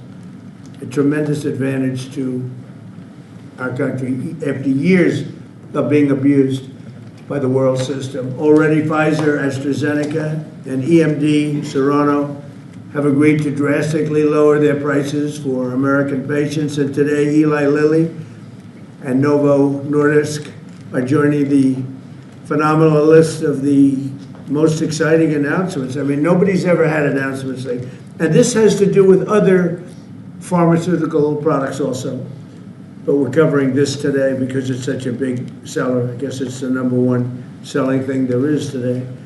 These are two companies that behind the groundbreaking weight loss drugs that have helped millions of Americans struggling with obesity live better, longer lives, everything else. These are the two companies that really broke ground. Until now, neither of these two popular drugs have been covered by Medicare for weight loss, and they've only rarely been covered by Medicaid. They've often cost consumers more than $1,000 per month, and some a lot more than that. Americans have been spending as much as 520% more for Zepbound and 1,400% more for Wegovy than patients in Europe. Think of that. 1,400% more than a patient in Europe for the exact same box. And that ends starting today. The other countries are not happy with us. I don't think they like me too much, Bobby, but that's okay. Eli Lilly and Novo Nordisk are committing to offer Zepbound and Wegovy at most favored nations rates for American patients. This will slash the cost of Wegovy from $1,350 a month to ultimately $250 a month. $1,350 to $250. Did I do a good job? They don't write about it. You know, they like to not write these things. And reduce, you think Biden could have done this? I don't think so. And reduce the monthly cost of Zepbound from $1,080 to $346. In addition, they're both committing that future GLP-1 weight loss drugs taken orally, which are currently under development, will be sold at no more than $149 per month. It's a massive, think of that. You go from $1,300 to $149 a month. We anticipate these new versions will be coming out in a very short period of time. All of these drugs will be available directly to the consumer at trumprx.gov. Trump, they want to use my name. Trump, it better be good. trumprx.gov. And I think it's turning out to be pretty amazing, right, Oz? Just as significantly, Medicare and Medicaid will finally cover the cost of these weight loss drugs for millions of patients suffering from obesity. Co-pays for Medicare patients will be as low as $50. This is tremendous savings. I mean, now you're talking about from $1,350 $50 to $50. This is tremendous news for the American seniors. And you all remember when I had 1/8 of 1% for the year. I cut it 1/8, and I was so thrilled. But now we're cutting it 1,000%, 1,200%. Nobody's ever seen anything like this. Nobody else could have done it, but I say that modestly. In addition, you think it was easy dealing with these people? It wasn't. You think it was easy saying your drug, Mr. Eli Lilly, that we're selling for $1,300 is going to be sold for $250. You know the amazing thing, the stocks all went up. I mean, these guys they're fantastic. Because it's going to equalize the world. The world's a bigger place, and it's going to equalize. I was a little surprised to see that, but I'm happy about it. In addition, Eli Lilly and Novo Nordisk have agreed to provide all of their other medications to Medicaid at most favored nations prices. Most favored nations, meaning that you will pay the lowest price anywhere in the world. That's what you're going to pay. Whereas before they paid low prices and we paid, thousands of percentile ahead more. And to sell these drugs to all consumers at deeply discounted prices via TrumpRx.com. When is TrumpRx.com opening? The site is open. It will launch in terms of giving people prices before the end of the year. Okay, got to make sure it's successful. It's got my name on it. I don't want to be like so many others. I don't want to be like the train they're building in California, okay, which has about 15,000% cost overrun. Or the beautiful Obama building that he's building in Chicago for the museum, which is now shuttered up and dead. They got it up, and they couldn't finish. It's about, would you say, 5 years behind schedule? And about 2,000% over budget. Then he tells us how to run Medicaid. Many of the most widely used drugs will be available for 60% off, or even more than that. In addition, all new medications introduced by Eli Lilly and Novo Nordisk to the American market will be sold at the heavily reduced most favored nations price. Most favored nations price, that's the best. Because they have been thousands of percent lower than what we were selling in many cases. Furthermore, Eli Lilly is investing $27 billion. That's all? And Novo Nordisk will invest $10 billion. That's all? That's peanuts. In the United States to reshore and do a big domestic manufacturing job in the facilities they're going to spend. So Eli Lilly spent $27 billion. Novo is spending $10 billion in the United States. So they're building new plant and equipment. That's part of what will be $20 or $21 trillion this year. There's never been anything like it. I know nobody talks about it, but there's never been anything like, I would say, you would say, that there's never been anything like this ever, whether it's China or Europe, or you could take all of Europe, there's never been anything like this. So we're already past 17 trillion. We're going to be, I think by the time the year closes out, we'll have investments of over $21 trillion based on the way we're going. And by the way, tariffs are very important. Without tariffs, perhaps it could be a little bit different, to put it mildly. Tariffs are so important. The decision in the Supreme Court would be devastating to our country if we got a negative, devastating if we got a negative decision. But this is a great day for American health and healthcare, and for all of American patients. These are things that are miracles to have this happen.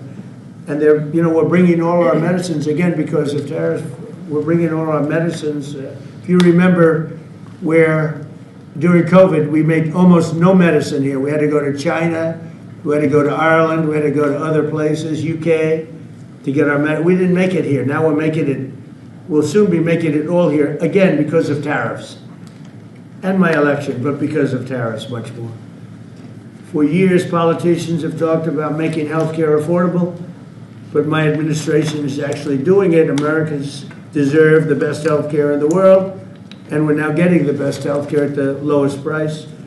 So I'd like to ask somebody who's doing a fantastic job, Secretary Kennedy, to say a few words, followed by Dr. Oz, Dr. Klump, and then Eli Lilly, CEO David Ricks, and Novo Nordisk CEO Mike Dustar. These are incredible stars in that business. Like Dustar is a big star. And I can tell you that David Ricks is one of the hottest people in the world in business, but the business that he's in is pharmaceutical. And the job he's done with Eli Lilly is incredible. Both of these gentlemen, they really are stars in the truest sense. And it's an honor to have you in the White House. And go to it, Bobby. Thank you, Mr. President. I want to start by thanking you, Mr. President, for declaring war on chronic disease in this country. This is something no American president has ever done. If we want to solve the chronic disease crisis, we have to tackle it, obesity. Obesity is the #1 driver of chronic disease. 50% of our adult population are obese or overweight, and it drives about 50% of healthcare costs in this country. Diabetes, cardiac diseases, we are going to see a decline because of this historic agreement. We're going to see a decline in costs, but also, more importantly, in the afflictions themselves.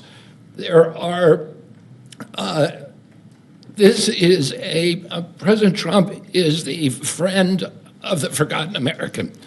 Obesity is a disease of poverty, overwhelmingly. And these drugs have only been available for people who have wealth. At one point, the majority of prescriptions, the highest concentration of prescriptions in this country, was the Upper West Side of Manhattan. And what about the people who live in rural areas, who live in food deserts? What about the people in urban areas who live in food deserts and are suffering from obesity and are locked into that system where they can only get ultra-processed foods, which are aggravating the problem? This will be a lifesaver to them. It's not a panacea. It's not a silver bullet. President Trump has also instructed us to address and end the root causes of chronic disease, and we're doing that. We're about to release dietary guidelines that are going to change the food culture in this country. They're going to change the kind of food the military gets. They're going to change the kind of food that our children get. We're releasing those in December. The Presidential Council for Physical Fitness is going to get more Americans into, particularly our children, into physical activity so that we can attack the root causes of this. But in the meantime, there's nothing more important than we can do than lower this price. As I said, it is the #1 cost of all drugs. This is the biggest drug in our country. That's why this is the most important of all the MFN announcements we've made. This is going to have the biggest impact on the American people. All Americans, even those who are not on Medicaid and Medicare, are going to be able to get the same price for their drugs, for their GLP drugs. This happened because of the vision of David Ricks, of Mike Dustar, and the other people, and the people on our team who figured out a way to align the interests of the shareholders of their company with the health of the American public. And it is a momentous accomplishment. It took months and months of negotiations. And I had a wonderful conversation with Mike Dustar about his experience, and he thanked me for the caliber of people who are on our side of the negotiating team. Chris Klump, who walked away from $1 billion business in order to join this administration, Emma Hernandez, David Brooks, and of course, Dr. Oz and Marty McGarry, who made this happen. They saw that this could be a win-win situation, that this was not a zero-sum game. The Biden administration tried to solve this problem unsuccessfully, I might add, by throwing $40 billion at it. And they were able to achieve an agreement that will actually create savings for the American public.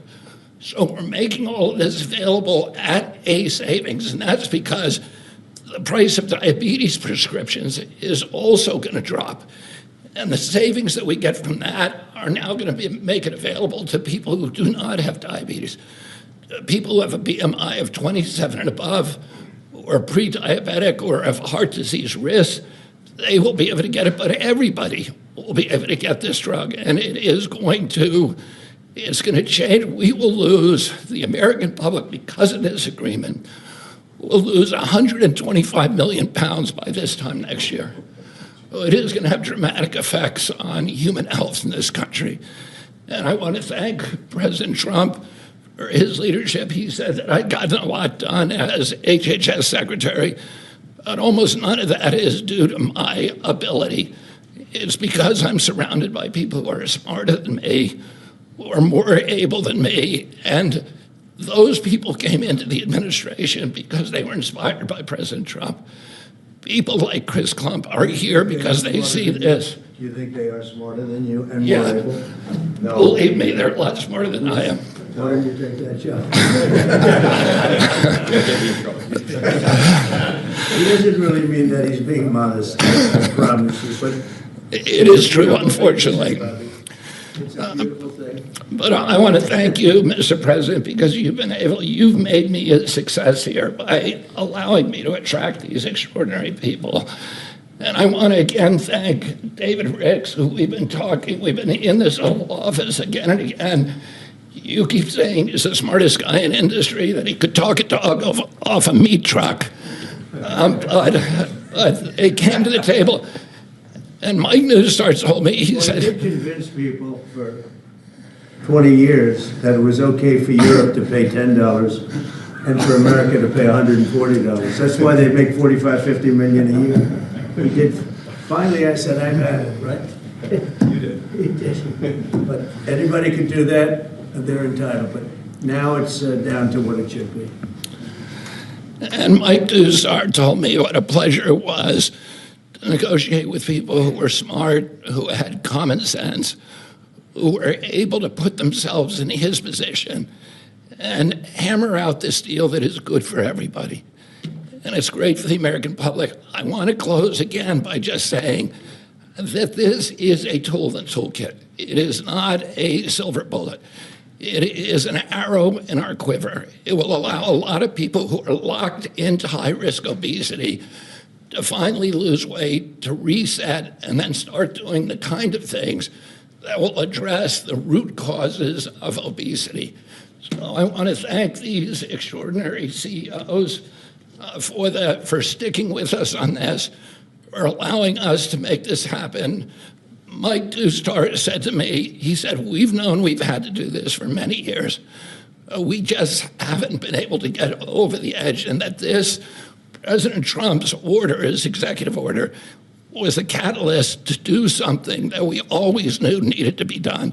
So again, thank you for your vision, for your commitment, and thank you to all the CEOs and all of my team for making this historic agreement happen. Bobby, you haven't changed your view on Tylenol for women that are pregnant? No. As I said, there were some false reports out about Tylenol that Bobby changed his view. I don't think he's changed. I'm not going to change until the science changes, and the science does not look like it's changing. It's getting stronger and stronger.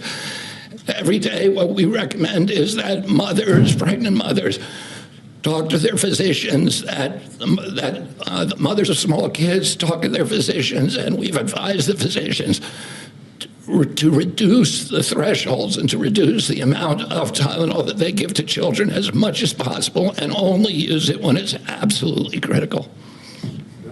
Thank you. So we're going to go through some of the deal points, but it does make itself clear that the real stake here is the forgotten man. President Trump, I believe you won the election because you remember the forgotten man. You speak to them, they hear you, they listen to you, and he connects well because he actually does things that materially change their lives. Secretary Kennedy spoke passionately, as he always does, about the problems with obesity. And just to put some very fine point numbers on this, obesity itself is responsible for half of all chronic disease and definitely generates more than a quarter of all the money we spend out of CMS, the $1.75 trillion that we spend annually.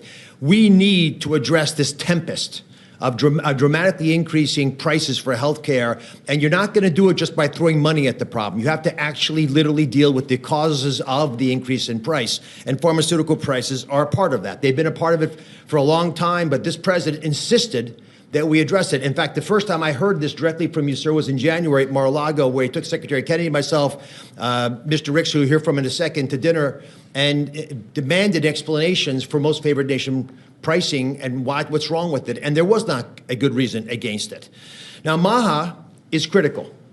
America will have to get fit in order to right-size the healthcare system, and MAHA has the answers. It has obesity management through diet and exercise and sleep and dealing with issues related to that. And I want to say it as clear as I can. Obesity is not an absence of GLP-1 drugs. We're all clear on that. But as Secretary Kennedy said, it is an arrow in our quiver that we must use and should use. The MAHA movement means making it easier for the right things to happen, easier for you to be healthy. If you're sitting at home and watching, that's what MAHA means to me. Reducing costs of the #1 most expensive medicine category in our country for Americans does just that. It is as MAHA as it gets. Today's the fourth MFN. President Trump highlighted the first three. Leading U.S. company, leading European company. We've dropped in fertility drugs, so we'll make lots of Trump babies, I'm hoping, by the midterms. But it's really about fairness. Fundamentally, it's fairness in pricing to Americans who have been getting ripped off, paying 3 times more than their European counterparts for the exact same product made in the same factory, in the same bottle, in the same packaging. We shouldn't be paying 3 times more, and we are no longer doing that. Fairness to the forgotten man also means dealing with the reality that they can afford a life-saving, life-changing drug that 10% or more of affluent Americans take, but folks without means can't manage it. Secretary Kennedy mentioned New York City. Actually, the #1 zip code is the Upper East Side, which is where you have property. And folks who know ritzy areas buy important real estate there because those real estate properties are worth a lot there. That should not be the #1 zip code in America for purchasing GLP-1 drugs. It speaks to the fact that we have an innately unfair system that penalizes folks who can use these medications the most, folks in the Rust Belt. Now, what are you supposed to do if the right thing to do for your health is right there, but you can't afford to get it?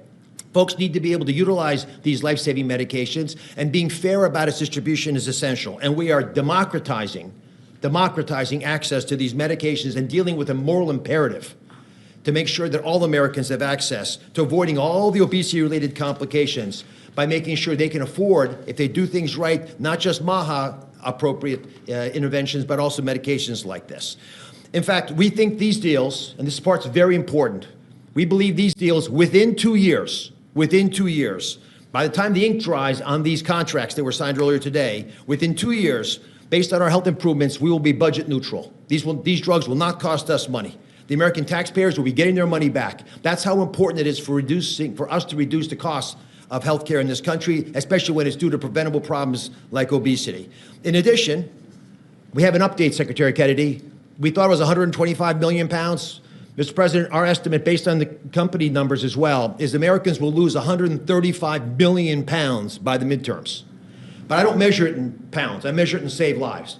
People can sleep again because they can breathe as when they go to bed. Folks whose knees don't hurt. People who don't have heart attacks, renal failure, dementia, all the things we know are associated with obesity and much more. This wouldn't have happened if we didn't have the right tools and had the ability with a team that has been spoken of early. So I want to call out Abe Sutton. He's in the back right there. He leads the CMS Innovation Center. It made the deal possible. And they are announcing today a new model, a brand new model aimed at getting to the vulnerable populations amongst us these medications. The forgotten man will be able to afford these drugs now. Governors will be thanking President Trump. They should be calling directly, sir, because they're going to be able to afford Medicaid next year in ways unimaginable, and they will stop crowding out education and other civil services. We cannot be a wealthy nation without being a healthy nation. That's why today's MFN deal is a historic step forward for all America, and this is something that I don't think is partisan. There is no way you can argue against what just happened. These numbers to my side here, Administrator McCary, who's been instrumental in this process as well, $1,350 baseline. Chris Klump will go through the numbers, but just focus on that 245, which is what he's going to point you to. And Chris Klump has been an unbelievable leader, an innovator. You've heard his name before. He's spoken here before, but he is continuing to change the face of CMS. And I love the fact that with his leadership, we're bringing a lot of wonderful people in. Inma Hernandez has been mentioned, John Brooks as well, and many others, including Beth Kelly, who runs the legal issues around these issues, because these guys are barracudas, Mr. President. They will take you down, slice you in little bits. And Howard's been there. It's no longer happening. You've got sharp folks. We're open for business. It's a generational opportunity to serve, and people are showing up. God bless you. Let me introduce now Chris Klump, who is just makes my life easier every day. I'm so proud of him. All great deals are rooted in principles. We've talked about this before, and today we're announcing another truly great deal. I love this deal, and it's rooted in the principle of potential. This is about unlocking the full potential of every American, the grandmother, the grandfather, the father, the son, by unlocking access to affordable life-saving medications that make a meaningful difference in their lives when they need them most. That's what today delivers. It's a deal built on principle for people, for the American people, and backed by policy that works. So the most important step to getting healthy is believing that your life has value, that God meant for each of us to have purpose and joy and to live fully. And to do that, we must be good stewards of our body. And the president has been fighting to provide another tool to do just this and enable this. And it's my pleasure to get to outline the contours of the deal today. So first and foremost, customary with the three prior announcements, all of the customary most favored nation terms that you've grown familiar with apply to these two deals. So this is actually deals 4 and 5. Full Medicaid portfolios today at most favored nation prices. Shared savings from existing drug prices in Europe deployed back to the United States. All primary care drugs at U.S. net prices or most favored nation prices available on Trump RX before the end of the year. And most importantly, all future drug launches across commercial, Medicaid, Medicare, and the cash markets at most favored nation prices going forward. Now, GLP-1s. So first, under this agreement, starting doses of oral GLP-1s will cost just $149 a month for everyone. That's roughly 1/8 the cost of the list price today. For Medicare, manufacturers are voluntarily reducing their prices for GLP-1s currently used for diabetes and other covered indications to $245 per month across all doses. The savings generated from this change in prices will be used to provide new coverage to obesity and those who struggle with obesity and also have high metabolic or cardiovascular risk. Again, all for the same $245 a month. That means Americans struggling with diabetes and obesity, with heart disease, or other chronic conditions can access these life-changing drugs more affordably. Medicare patients, importantly, will only pay $50 a month for a copay. This is a massive reduction from what happens today. For Medicaid, Novo and Lilly have agreed to extend the same new low government pricing to all 50 state Medicaid programs should they opt in. And we encourage them to opt in. And these will be available not just for diabetes and current covered indications, but also for obesity again. And in case you're getting tired of me saying it, at the same price of $245 a month, all covered doses. On Trump RX, the average price of injectables and orals will start at $350 on average. That's compared to roughly $500 today. And that will trend down to, you guessed it, the same $245 a month over the next 24 months. That is 1/5 of the list price. It is 1/2 of the best price in the United States today. We're hoping, Mr. President, that your friend who has to travel to England to afford these drugs will no longer need to do so and can come and do it in the United States. I'll also just mention that the $149 is $1 less than what you asked us to achieve. Just gonna make sure that's clear. So I want to highlight two other really important points that make me love this deal so very much. First, this isn't about spending more, it's about spending smarter. The savings from the diabetes drug price reductions are being used in a cost-neutral way to fund the new indications for taxpayers. That's amazing, and that happens inside of that same 24-month period. It's cost neutral. We're spending the money more wisely. But second, this isn't just about lower drug prices for Americans, though it does do that, but together with physical activity, with healthy eating and diet, and where appropriate, the use of breakthrough GLP-1s, the real return on investment is healthier Americans, lower chronic disease, lower costs, we estimate by tens of billions of dollars a year, and most importantly, higher productivity. Today is about freeing Americans from the weight, literally and figuratively, that holds us back. It's about unlocking the potential of every citizen to live fully, to contribute fully, and to find joy in their health. We cannot reach our full potential as a nation if we do not reach our full potential as individuals. And we cannot reach our full potential as individuals if we are not healthy. Thanks to Nova and Lilly for showing up so constructively over the last several months to make this possible. In particular, thanks to you, Mr. President, for again demonstrating that you fight for every American, this time for potential. It's now my sincere pleasure to first introduce Dave Ricks from Lilly and then Mike Dusto from Nova. Great, thank you, Chris. It's truly an honor to be here today for this historic step forward to expand access to a class of medications that can fundamentally change the arc of chronic disease in our country. Of course, these are the incretin or GLP-1 agonist that we've been speaking about. For nearly 150 years, my company, Eli Lilly, has been investing in America. We've been advancing science and creating high-value jobs. But today, are you okay? Gordon, you okay?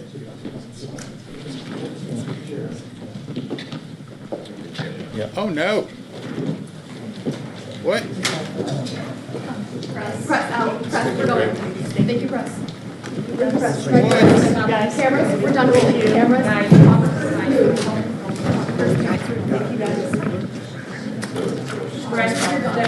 Wow. Thank you, guys. Oh, well, wow. In case you guys didn't know, they said that guy who was talking asked, "Is Gordon okay?" I don't know who Gordon is. Obviously, they cut the feed right away for a medical emergency. Man, I got goosebumps. That's like the second time right while we've been watching something like that happens. I don't know who that guy is. I'm sure we'll hear very shortly. Wow. They had to cut it. Well, the only good thing about that is he was surrounded by doctors. There's doctors everywhere there. And so he's going to get immediate attention. There is a medical unit in the White House. So whatever happened, hopefully it's not life-threatening. Hopefully the guy didn't have a heart attack. See, that's one of the things I always wonder. You get some of these guys who are older, and you see President Trump there, and they're all standing for hour plus instead of doing it at a table. But in any event,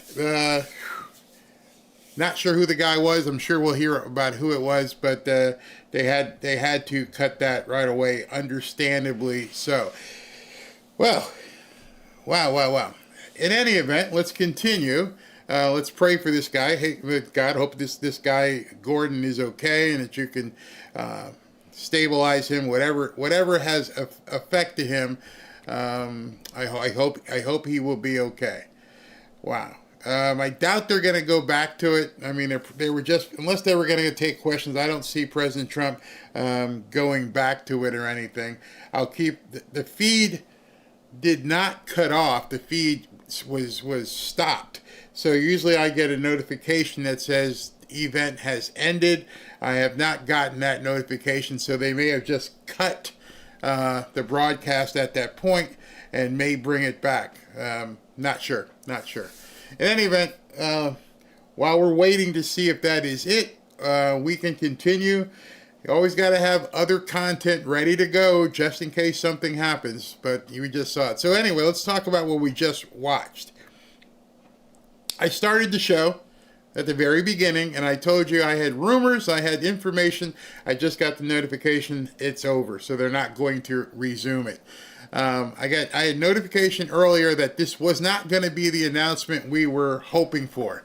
I pretty much knew in advance that it was about this weight loss stuff and not exactly what we were thinking.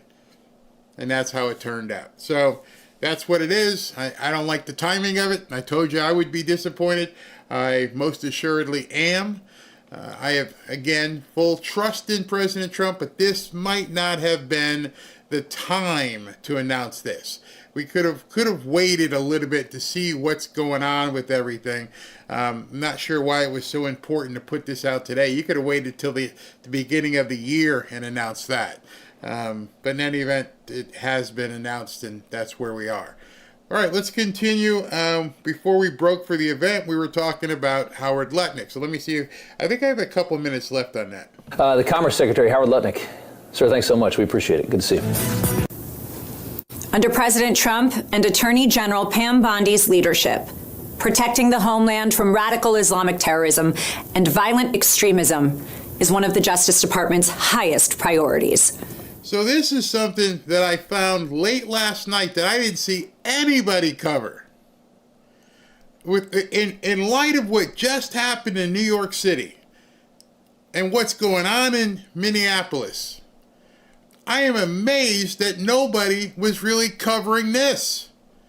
This is Alina Habba about to announce a major arrest. When people say things aren't happening, they're happening, just nobody's telling you.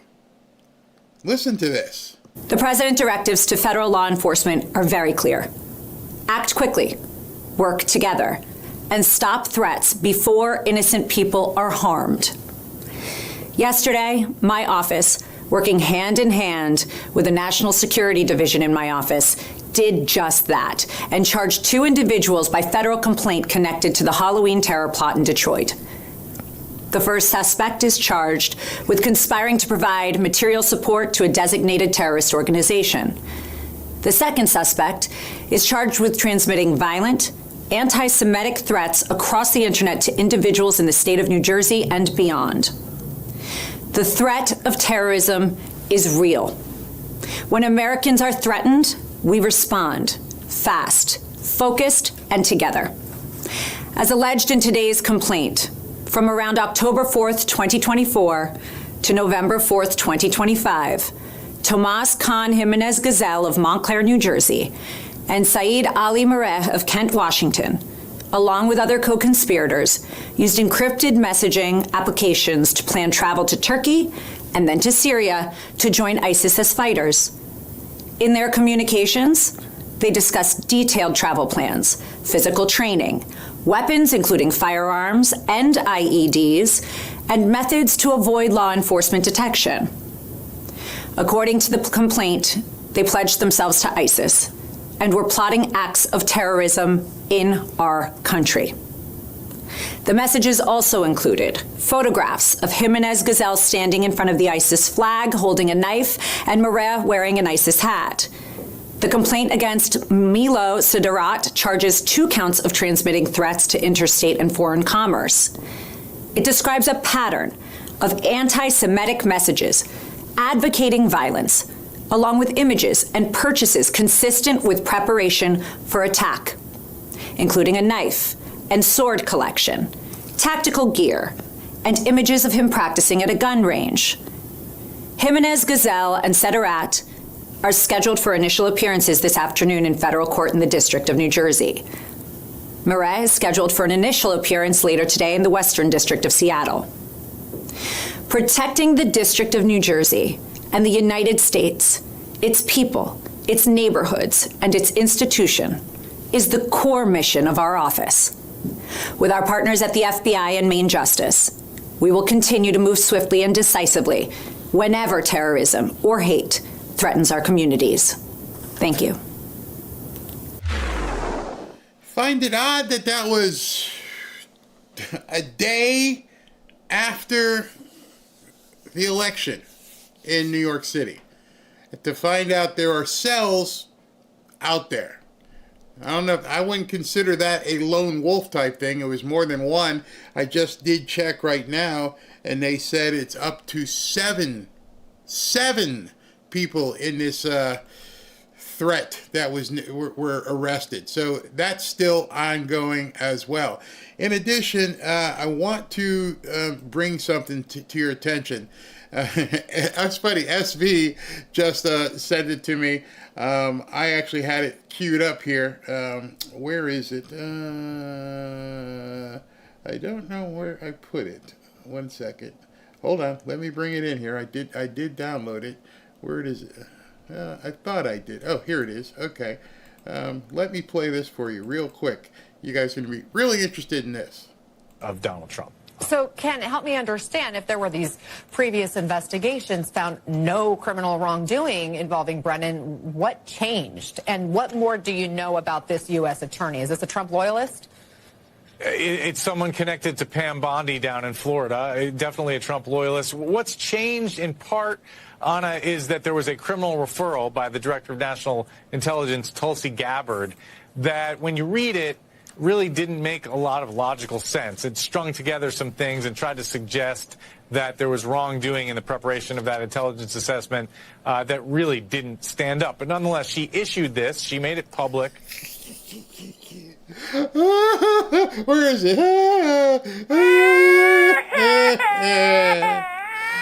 Oh my God, can Ken Delanian be any more of a homer than he is? Oh, he just licks the boots of the deep state. He's been the deep state piss boy for so long, he doesn't even know how to be a real reporter anymore. It's like, if she knows somebody, it's a loyalist, it's Tulsi Gabbard. They're freaking out. They are absolutely freaking out. I will come back to that video in a second, but this is why they are freaking out. The DOJ officials have actively prepared to issue several grand jury subpoenas relating to an investigation into former CIA Director John Brennan. Oh, yeah.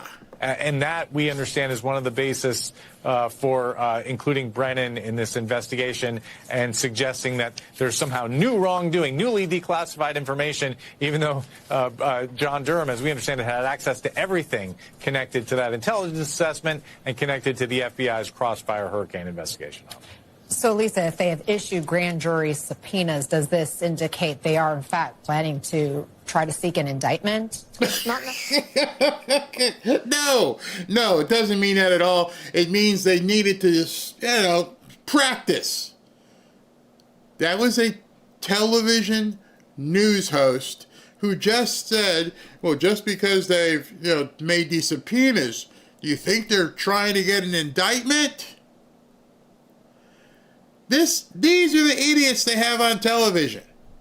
These are the people that they say, hey, bring people the news. You think they're trying to do something with John Brennan? necessarily, not yet. However, Mike Davis, who is the person that Ken was just referring to, has gone on social media and sort of loudly advertised that in the Southern District of Florida, where Jason Quinones is the U.S. attorney, they're expected to convene a grand jury in late January. So she's saying that it's Mike Davis's fault because he knows how to read the court system, which you can log in and see that they went ahead and convened a grand jury. They make it seem like this stuff is all being conjured up when you can actually see the court docket. It's pretty simple. Grand juries, Anna, happens all the time.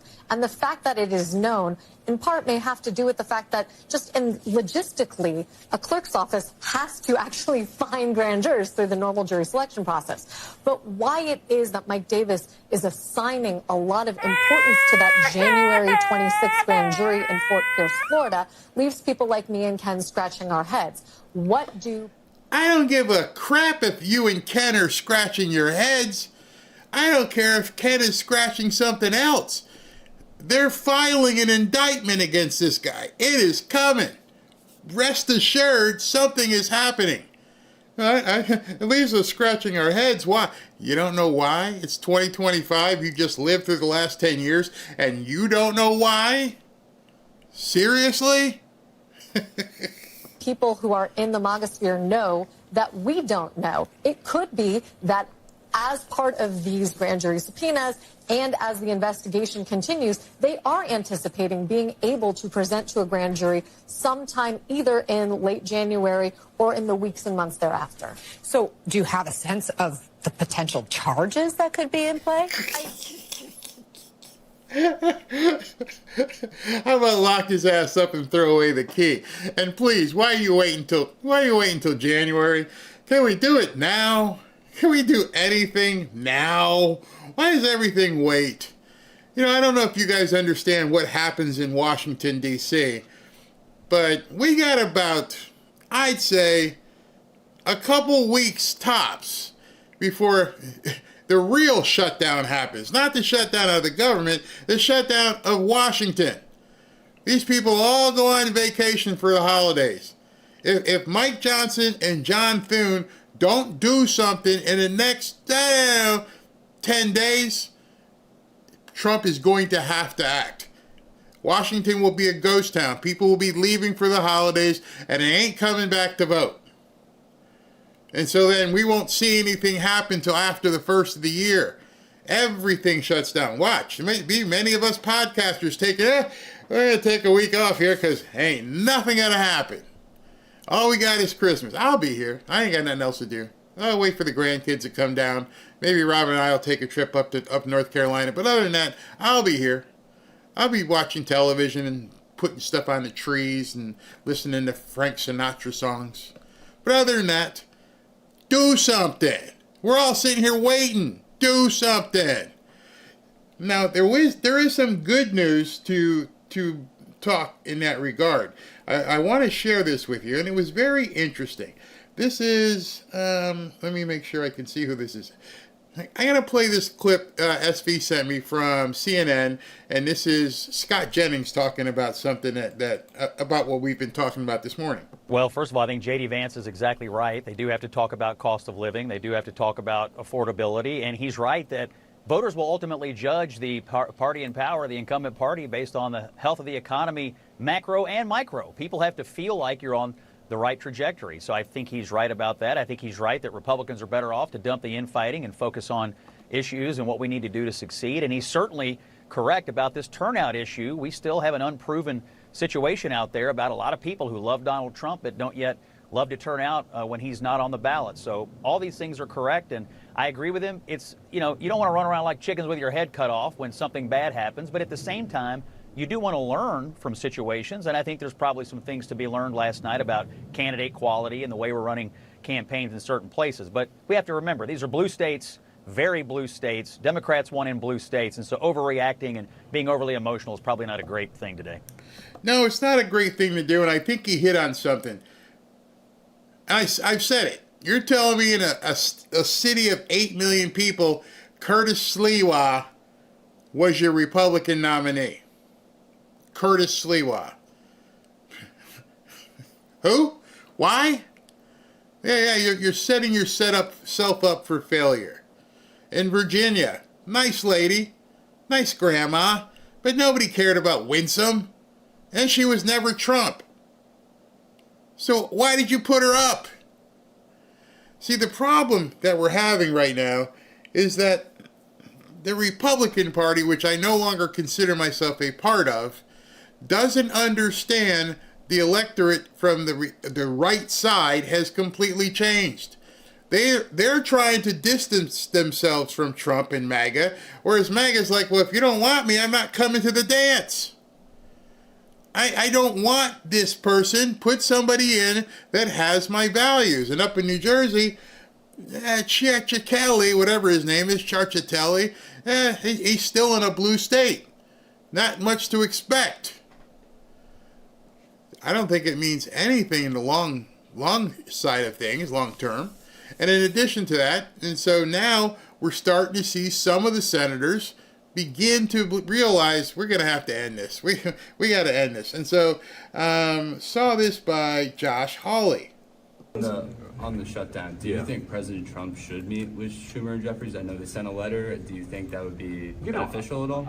Listen, I think that this is a congressional thing, to be honest with you. I mean, we talked to the president yesterday. He said again, for the 37th day in a row, that he wants the government open.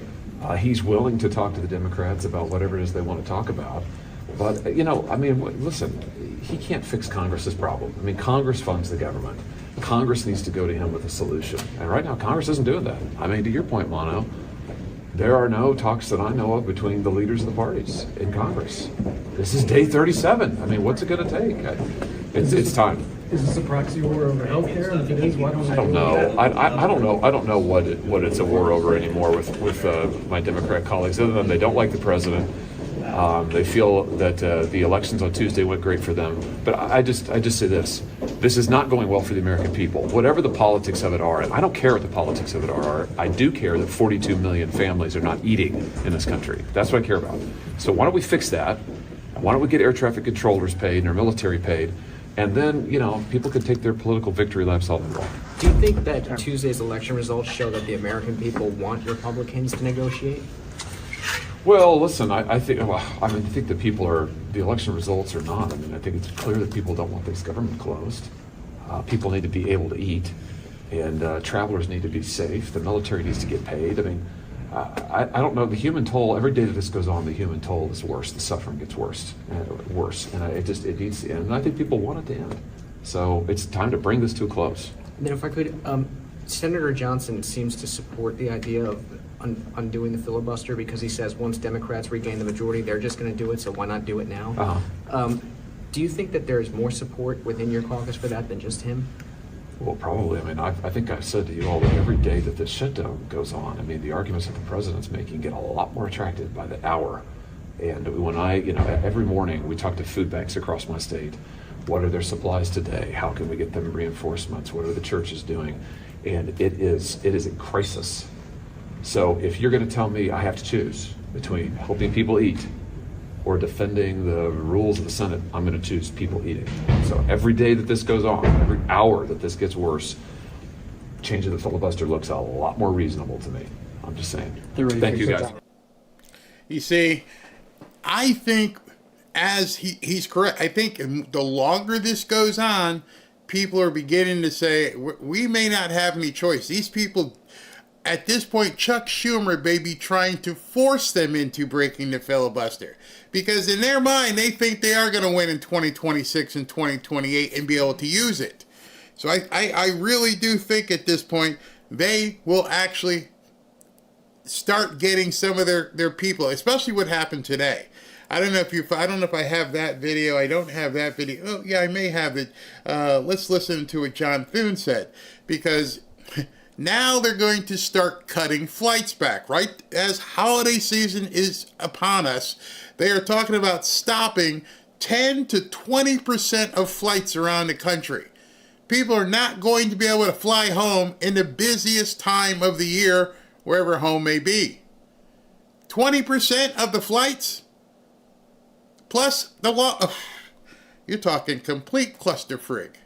Mr. President, we are 37 days into an entirely avoidable government shutdown. And I say avoidable, Mr. President, because it was. Democrats instigated this shutdown by rejecting a clean, nonpartisan funding resolution. Republicans weren't asking them to swallow a bunch of new conservative policies. There isn't a single partisan policy in the bill. And yet Democrats couldn't bring themselves to take yes for an answer. Democrats, of course, have claimed their decision to shut down the government's about health care. They want Republicans to bail out their Obamacare mess. And as I've said probably 1,000 times now, Mr. President, Republicans are 100% willing to sit down and talk about the mess that Democrats have created. We're just not going to have that conversation while Democrats are holding the federal government hostage. That was our position in September. That was our position in October. And yes, it's still our position in November.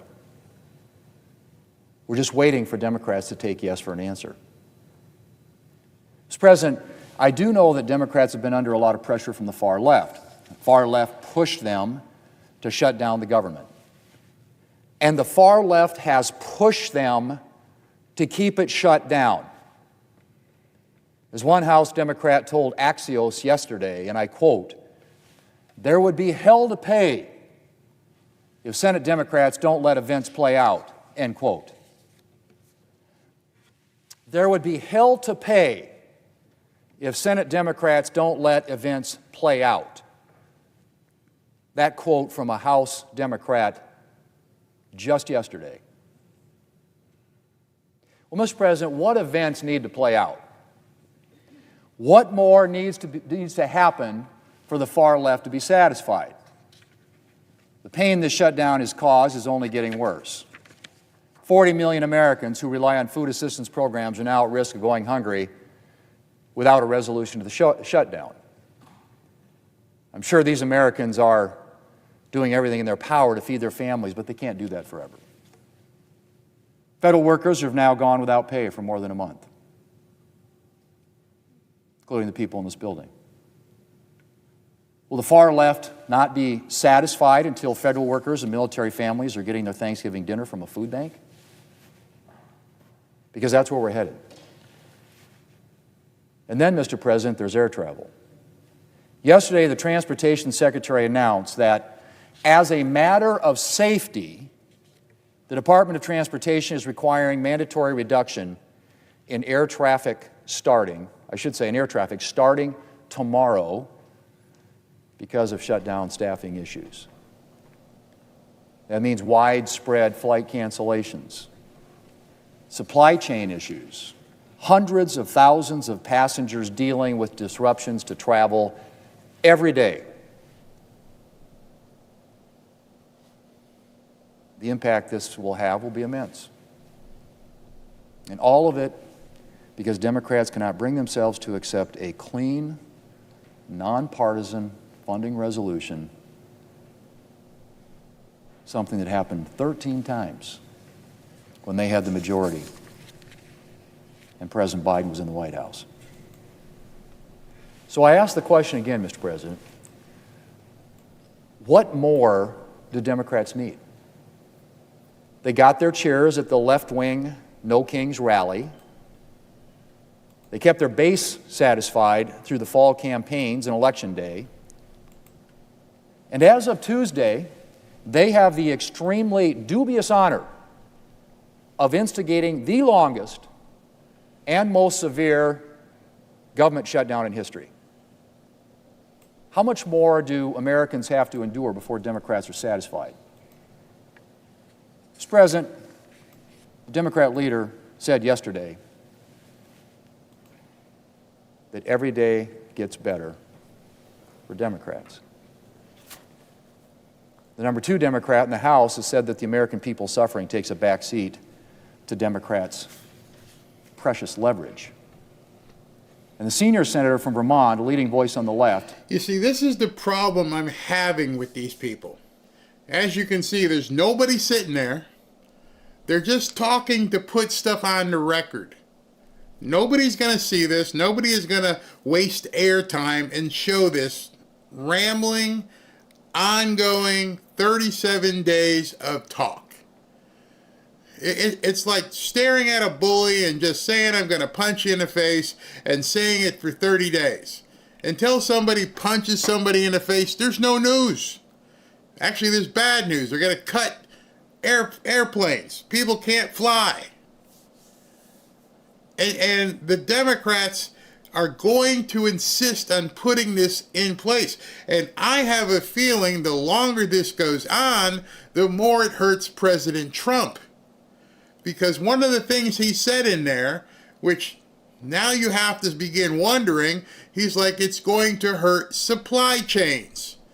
Meaning if people are buying stuff that has to be flown or train or something happens and we can't do it, then the prices are going to go up, which is exactly what the Democrats want. His own words told you what has to happen. Dude, if supply chains are about to break, if people can't move about the country, then you have no choice but to break it. There is nothing else that you can do. I bet you the Democrats don't care if this goes for months.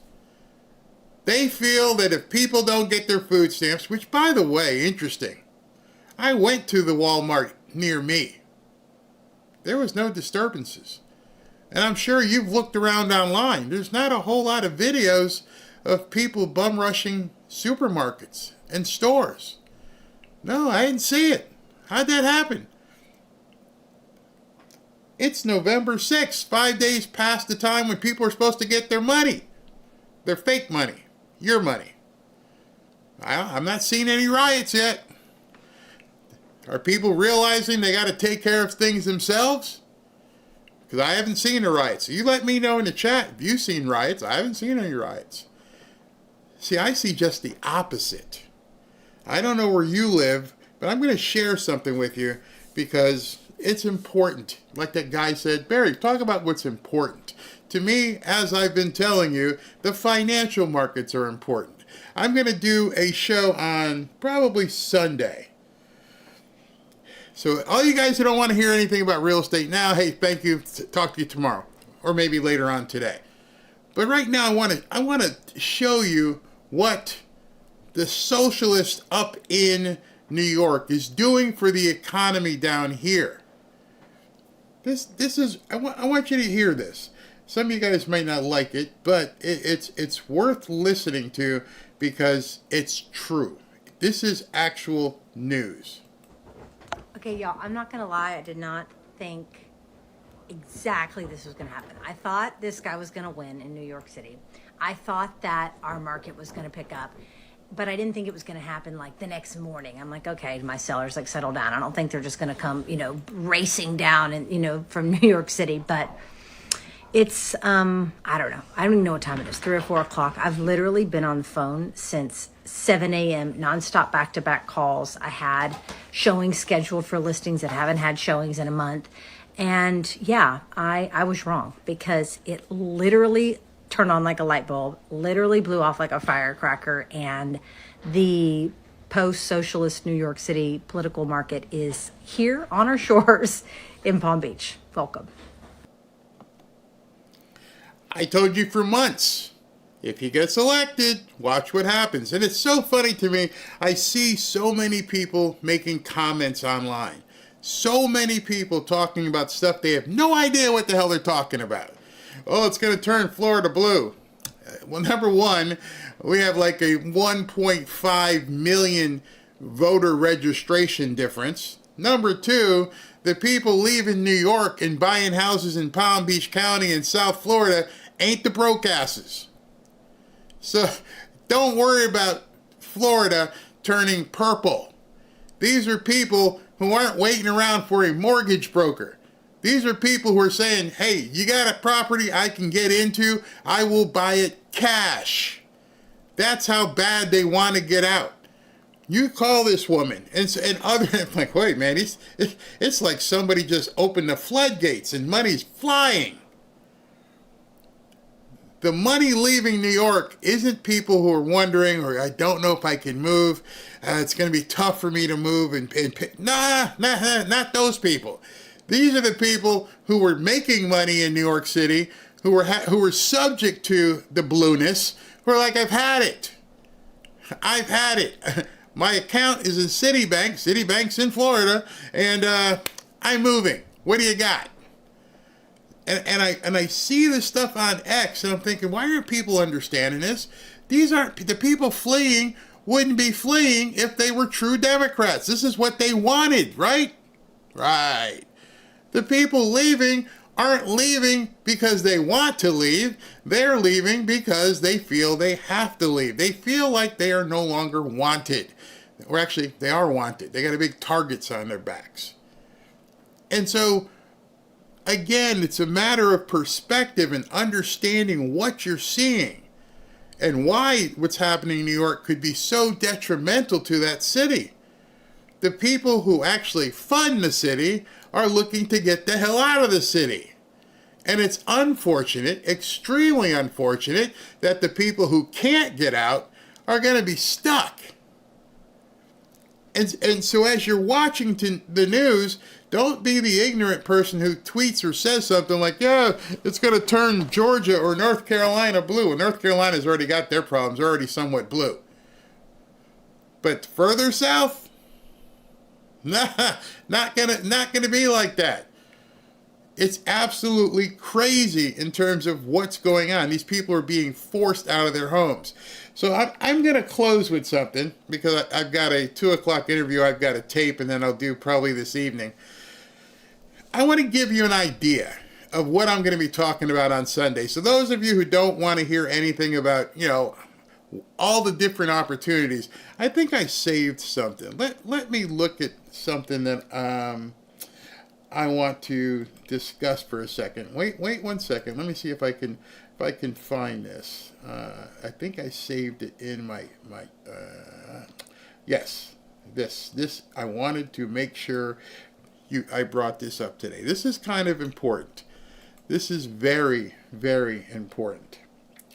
People. The guy was talking about with the important stuff. Let me share with you some important stuff. This is Bill Pulte. If you don't know who Bill Pulte is, he's in charge of Fannie Mae, FHA, Fannie Mac, Freddie Mac. Here it is right. He is the U.S. Director of Federal Housing. This is the guy that people should be looking at and following from across the country so they understand the moves that the government under Trump is going to do to help people with housing. And this was a very interesting thread that I wanted to show you guys. He goes, President Biden destroyed home ownership. True. Under President Trump's first term, people could afford a home. I'm going to stop there. I'm going to say Obama killed home ownership. Remember, when the market crashed, when all the subprime stuff crashed, when people were going into foreclosure like they were washing their clothes at the laundry, where people were just walking out of houses and calling people like me, like, here's the keys, do what you want with it. Okay. Because they were giving mortgages to everybody who could fog a mirror. That was actually a term people were using down here. Mirror foggers. Yep, they actually use those terms. Yep, here's another one from a mirror fogger. And I said, what the hell do you mean, mirror fogger? Because they were giving mortgages to anybody. Oh, he's breathing, he can have a mortgage. Remember those days? They called it the subprime market. Obama wanted to make sure that everybody could get a home. The same crap that's echoing right now. Everybody should have a home. We should make it more affordable. We've done that. And it completely went to crap.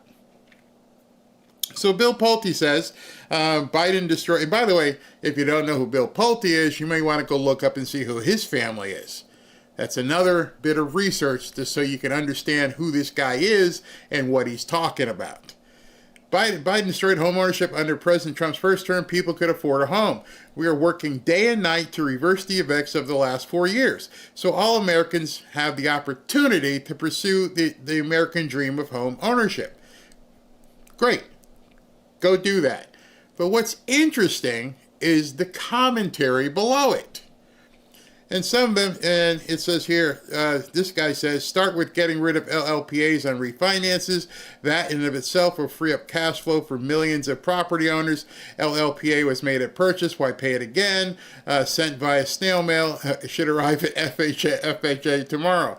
Thank you, Bill. Look at this one. So many first-time home buyers get locked out by corporate and well-heeled cash buyers every single time. They get outbid so many times it's discouraging. It takes so many years to save for that down payment and closing costs. Let's just take that one right now, shall we? So many first-time homebuyers get locked out by corporate and well-heeled cash buyers.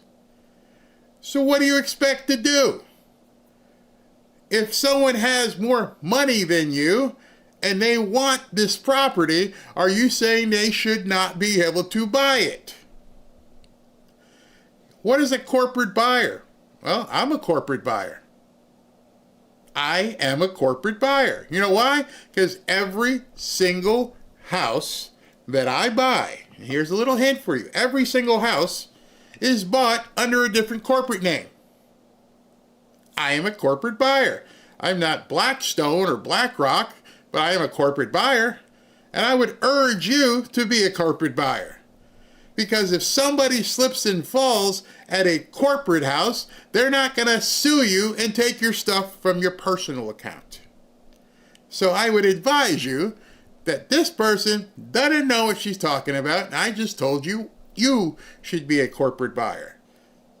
See, these are the type of things I want to share with people so they don't have the ignorance of these types of comments. An LLC costs here in Florida, an LLC costs $125 to make. $125, and you got a corporation, LLC. You have a single asset corporation, a single asset LLC. Did you know that? All right, let's continue. They get outbid so many times, it's discouraging. Well, of course it's discouraging. Some people lose, some people win. I've been outbid, I've outbid. That is the nature of supply and demand. It takes many years to save for that down payment and closing costs. That's a lie. That is an absolute lie. You know why it's a lie? Because the answer to that, or what she really means, is it may take years because I don't have enough money to save for a house that I really can't afford. That's what she just said. Because I think anybody who has a job and decent credit can buy a house, even if they have nothing in the bank right now. If they make a plan and say, you know what, in March, I'm going to buy a house. Why? Because you only need about 3.5% to put down. Do the math. $200,000 house, 3.5%. That's $6 or $7 grand. Insurance, everything else. Maybe I can buy a house with 10 grand and be able to get into that house. And so June is 6 months away. So I need to save some money come June. Well, Barry, that's still a lot of money. All right, then back your price down. Okay, I'm going to look to buy $100,000 house. Now I only need to save 5 or 6 grand. Let's see. Love this one. Tweeting about doing something isn't doing something. You can lower rates immediately. You can do this with how do you lower rates? Immediately? Well, that's Jerome Powell. That's not Bill Pulte. Got to know. I'm sure that's a top priority for Pulte Group of Homes. That's his family. Impact and permit fees are getting out of control. We need to eliminate the bureaucracy of home building. I hear that a lot by people who don't know what the hell they're talking about. If you're going to build a home, it means you have to have the land. You would have acquired the land prior to building the home. When you acquire the land, you put your plans together, and while you're getting all your plans together and your permits, it's only going to be, depending on where you live, hopefully not California, a couple months and you'll have your plans. I don't think there's a lot of people waiting to build a house. I think he thinks somebody else is going to go ahead and build a house pretty quickly. It doesn't work that way. By the way, nothing, for the most part, nothing is being built in South Florida without something else being purchased to tear down, or if there's an old farm. A lot of people don't realize that. Well, let's go ahead and build. You're hearing that a lot being talked about now. We just need to build 100,000 homes. Where are you going to put them? Where are you going to put them? Maybe some places in Georgia and South Carolina. You're not building 100,000 homes anywhere near New York. Maybe upstate near Albany or Schenectady. But you're not building any. People talking out their butt are talking other people into nonsense. In order for what did Will Rogers say? Land. They ain't making any more of it. What you see when you're driving, that's it. So where are these houses going to be built? In places people probably don't want to live. See, that is the first thing I think any young home buyer right now, you're not going to hear this from anybody else. That's the first thing a young first-time home buyer needs to understand. Where you want to live is irrelevant at this point. If you really want a house, you will go to where you can afford to live, where you can afford to buy a home. You're probably not going to buy a condo in Manhattan, first-time home buyer. So don't even think about, oh, this is too expensive, I can't live. Yeah, exactly. Don't live there. Go get a job someplace else. That's the first thing any first-time home buyer should do. Where can I afford to buy a home? Not, I need the prices here to come down.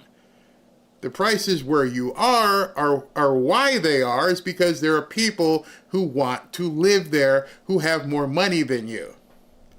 You can become the part of an economy to grow another area.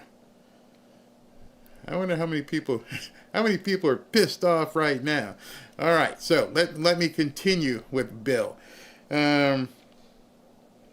Next person says, my wife and I bought our first home before we were 30 years old. Seeing latest stats, the current age average of first home buying is 40 makes me angry. This needs to be addressed, not just by the government.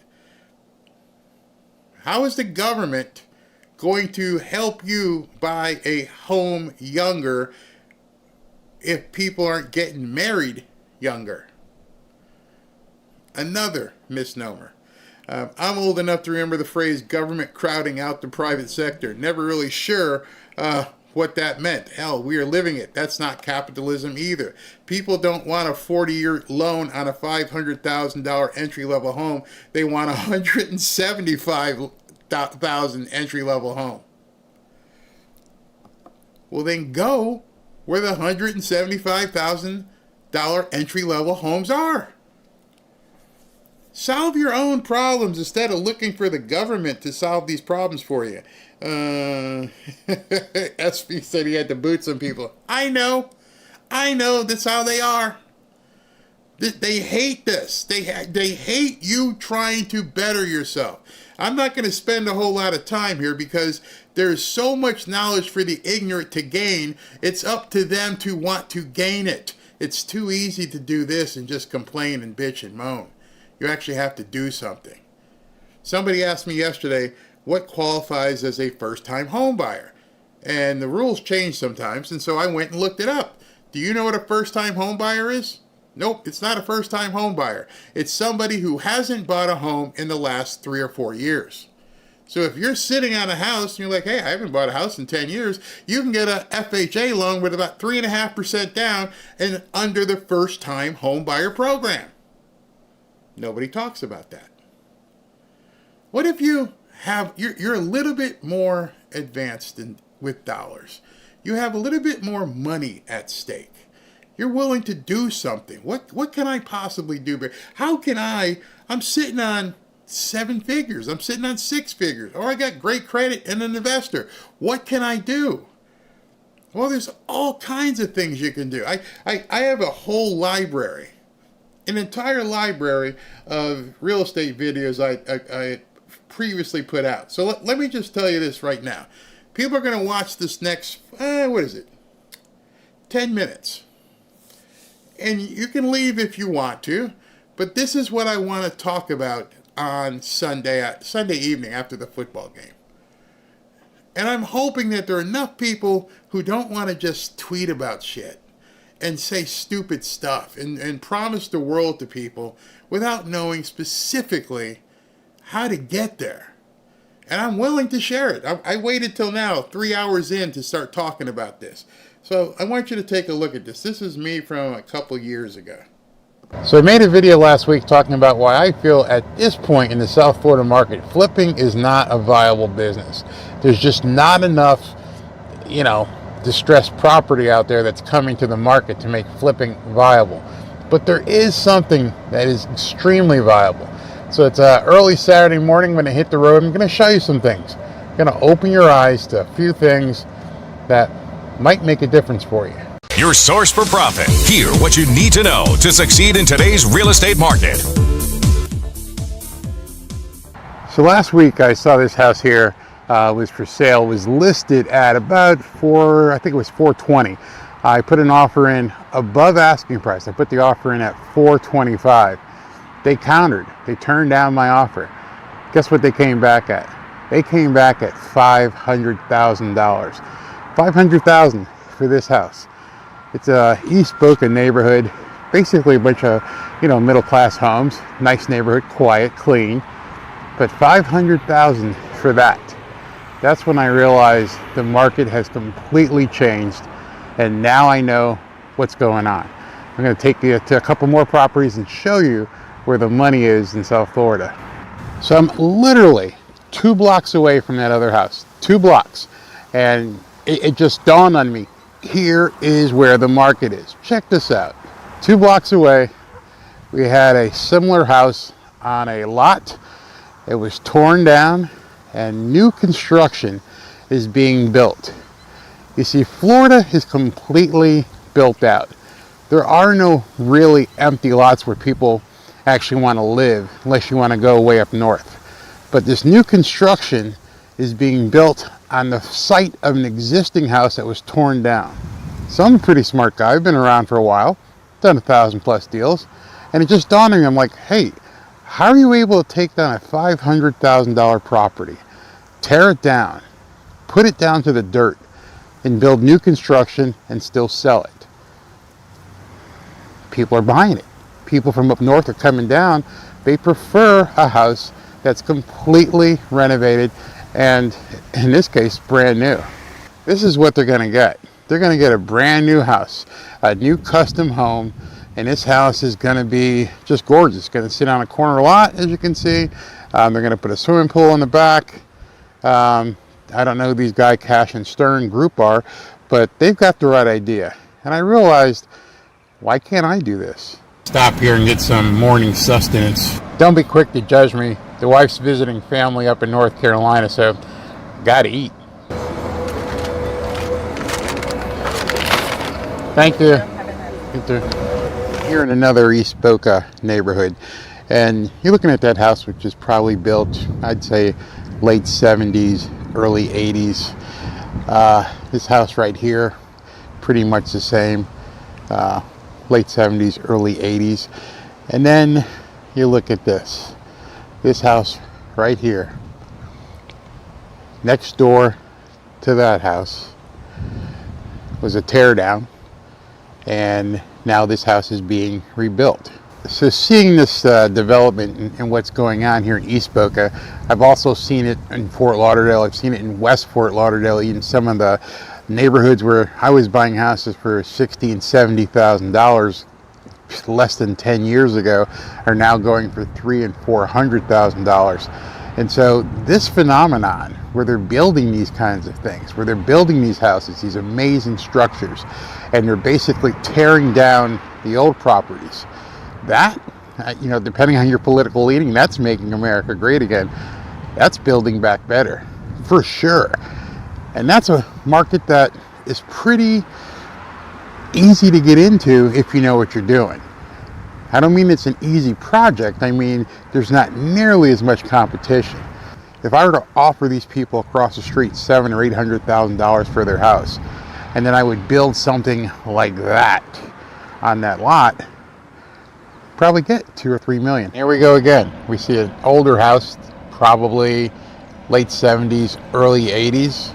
On the corner here, somebody purchased the house that was there, tore it down, and they actually bought 2 lots, one here and one behind it, and they're going to go ahead and put up a probably $2 million house.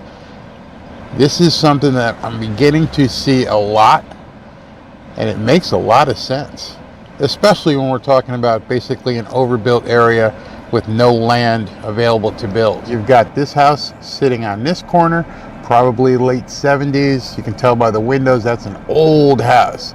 Directly across the street, you got that. They tore it down again. They tore it down, and they're going to build an awesome custom home right here. They're rebuilding the neighborhood. See this? But this is pretty awesome. They sold it. It's already sold. all it is dirt, and they already have the property sold. And there's another vacant lot. Trust me, there are no such thing as vacant lots in East Boca Raton, Florida. That was a house that they tore down, and they're beginning to make the plans to build. Obviously, this is a new house. It wasn't here in 1970, it wasn't here in 1980, it wasn't here in 2000, it wasn't here in 2019. It's being built right now. I'm going to show you exactly what they paid for this home. Or actually, not this home. I'm going to show you what they paid for the home that they tore down. And then I'm going to show you what they're asking for this house right now. You won't believe the numbers. So now I'm back at the computer. Let's dig in and take a look at the history of the property. What did they purchase it for? What are they selling it for? So we get an idea of this amazing opportunity. So I'm here on the Palm Beach Appraiser site. I'm going to look up some history on that particular lot. 201 Northeast 3rd Street here in Boca Raton. As we can see, here is the property, 201 Northeast 3rd Street. The overhead's going to pop up. That's it. It was a vacant lot. The last time the appraiser looked at it, it was purchased by a company called Golden Triangle Italian Properties, LLC. So they purchased this property in November of 2019 for $755,000. Did all their developmental research, tore down what was ever existing there previously, and now they're into development. So now we're going to look at the property that's being developed and see what they're looking to do. So here we're on Realtor.com and Zillow both have it. Let's go ahead and click on the Zillow one. I like Zillow because it gives me a little bit more information. And we can see this is the house that's being built on that lot right now. And their asking price is $3 million. They're putting up a 5.5 with 4,862 square feet.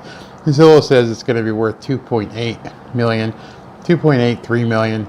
Huge numbers, huge numbers. So it's going to be a 5-bedroom, 5-bath house. Basically zero lot line. There's not much land there at all, and it's a very tight squeeze next to those other houses I showed you, and it's not on the water.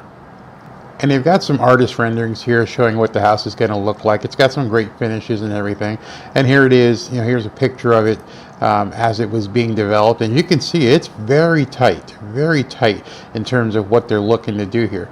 I was parked right out front here, so you get an idea as to how tight this property is. So in any event, you're looking at this and you're seeing the overhead of it, and this is the neighborhood. $3 million. $3 million is what they're looking to sell this property for. Now remember, they purchased this lot. Actually, they purchased a house, tore it down for $755,000. So they're taking a $3 million projected price, a $755,000 land acquisition, and they're looking at about a $2.2 million profit, pre-profit. I'm going to call it pre-construction profit.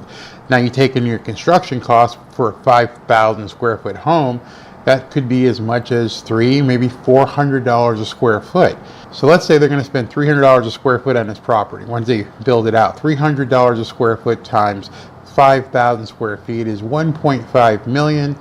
Tack on the 755 that they also purchased the land for, and they're going to be all in at about 2.2, 2.3, including their fees, architectural costs, everything, city costs, and they're selling it for $3 million. So they have a potential of $800,000 or more profit on this property. $800,000. That's a flip of exponential standards. That's what these builders are doing.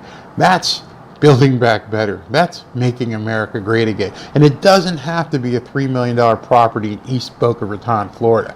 Like I said, I'm going to show you some properties over the next couple days that are in what was considered the hood.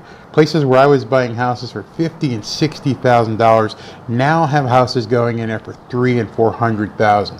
Why? Because people want. I checked all the feeds. Trump is not live right now. What people are seeing, just so you know, they're not paying attention.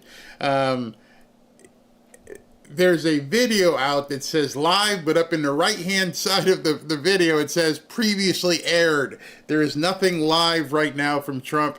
I've checked just about every source. Trust me, if he was actually live right now, you would be seeing it on some of the major networks. So you're looking at replays. All right, so Let me just show you something, because this is important. I've just showed you the value of that property as I was talking here. And Construction.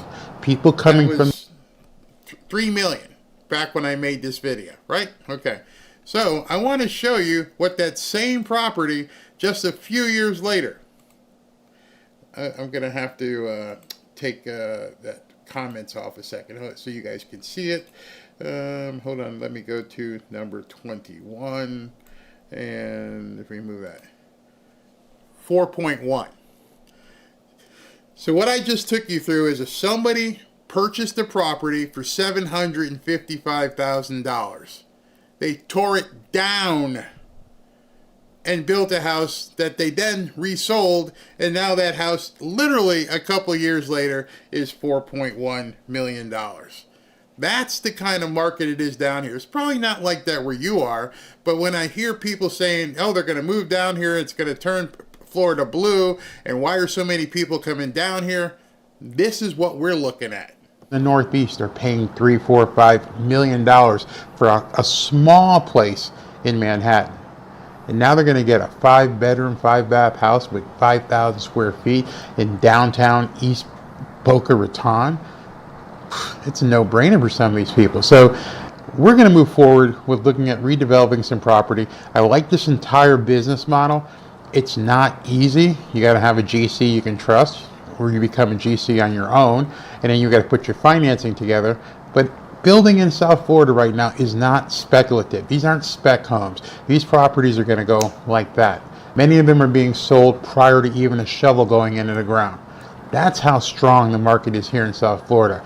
Instead of doing a fix and flip and trying to compete with everybody and their mother who took the latest guru course, who thinks they want to be a wholesaler and fix and flip the shows and everything else, this is the ultimate fix and flip. This is the business model that South Florida needs right now.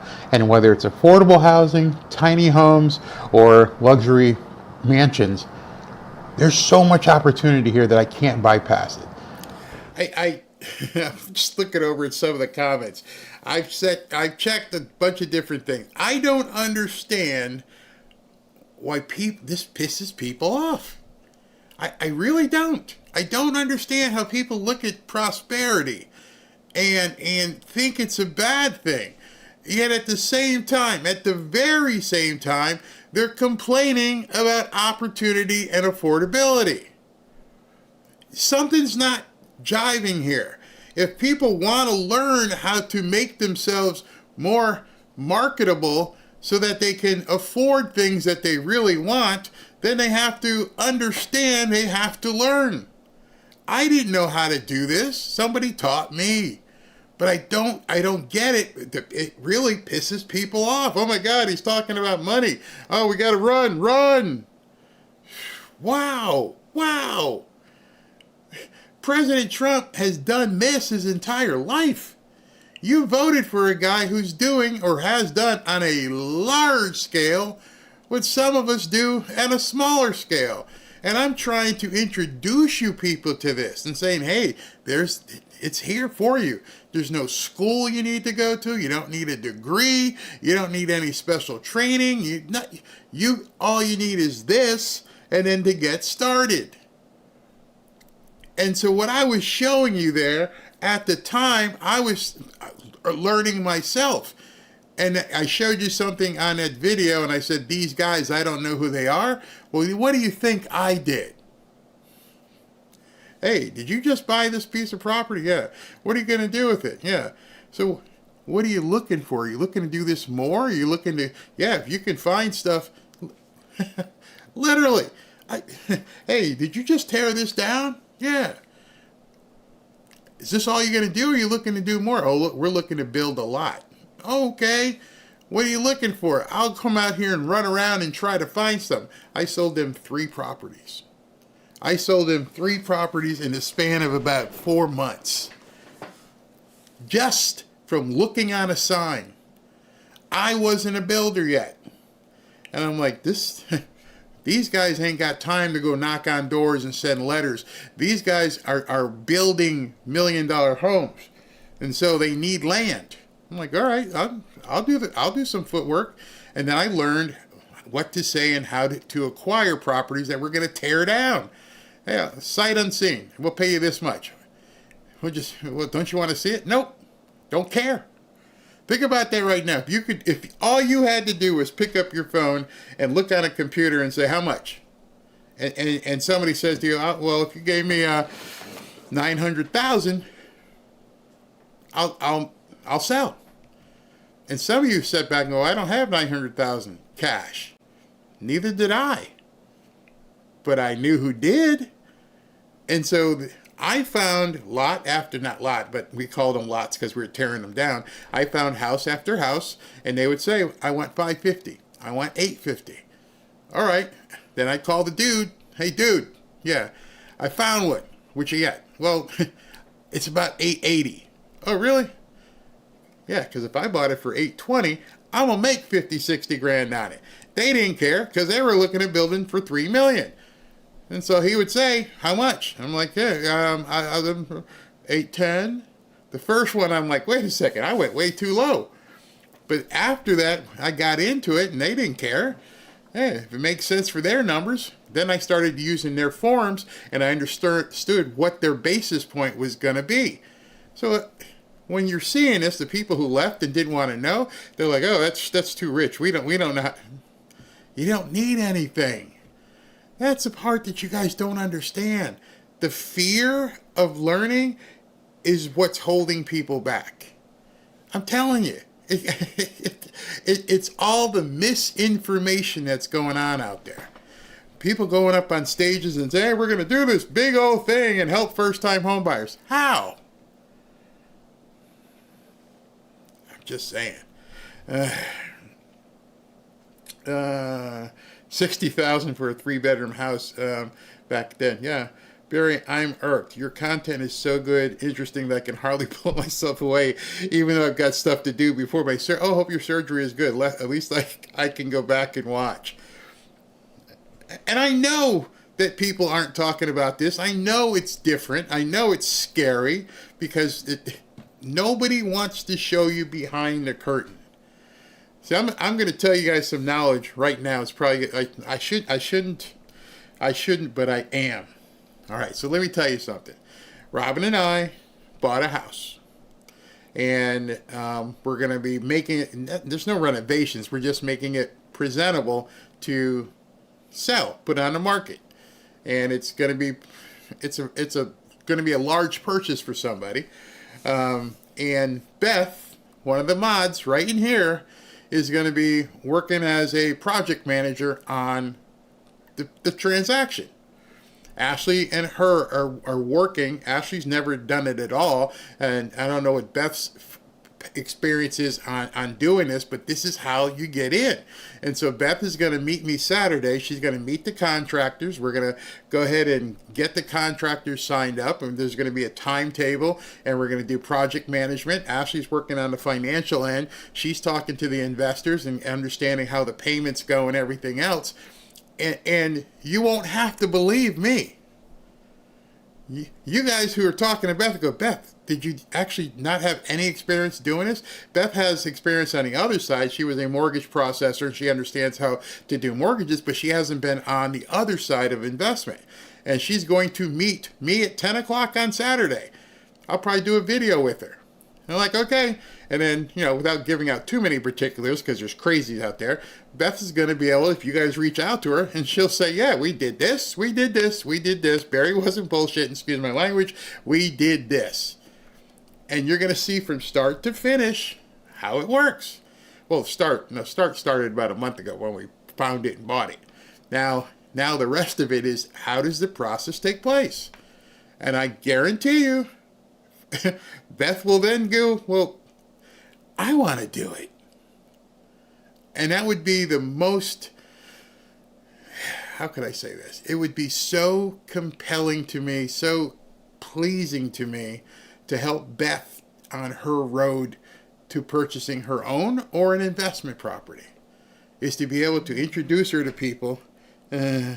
Yes, Ashley, be able to introduce her to people and say, this is this guy, this is this guy, this is this guy. This is what they do. She's going to see the invoices. She's going to know how much they charge. She's going to see what kind of work they do, the timeliness of it, the whole thing.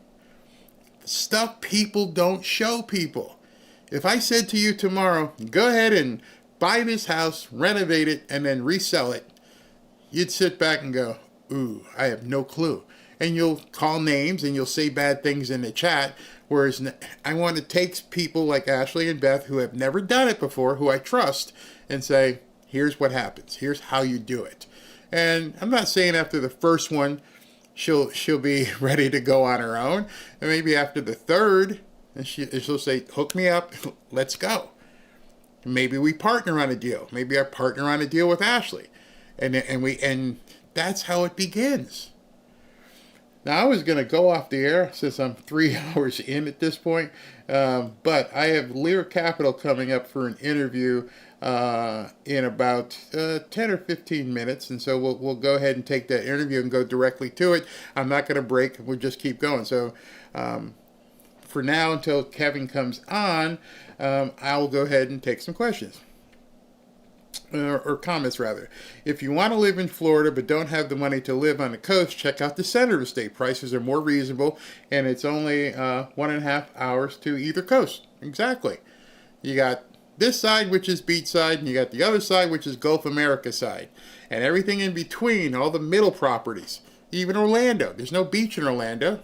Disney's there, but you can find these pockets where you can do some really good things.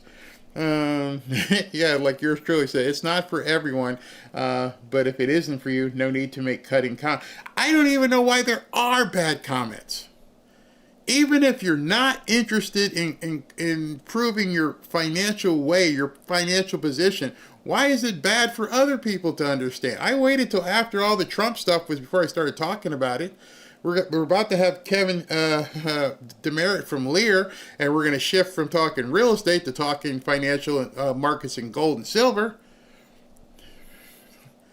I don't know.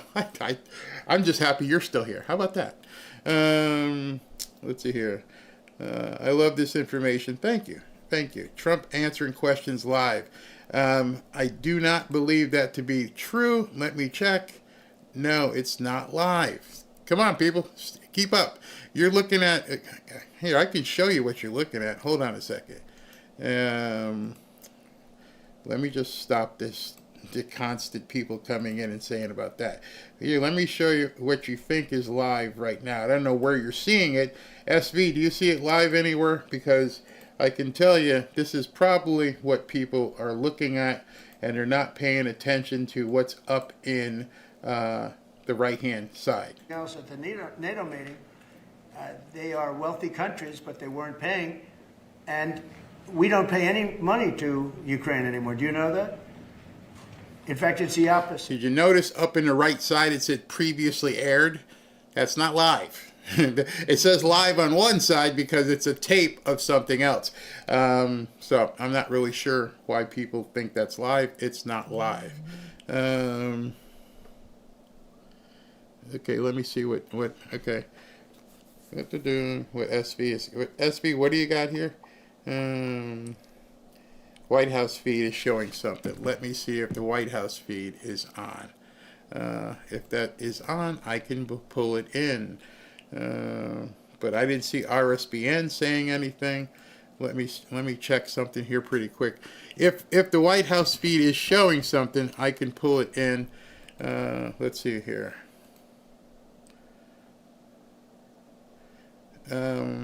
Looking, this seems to be the same guy. Hold on, let me look at this.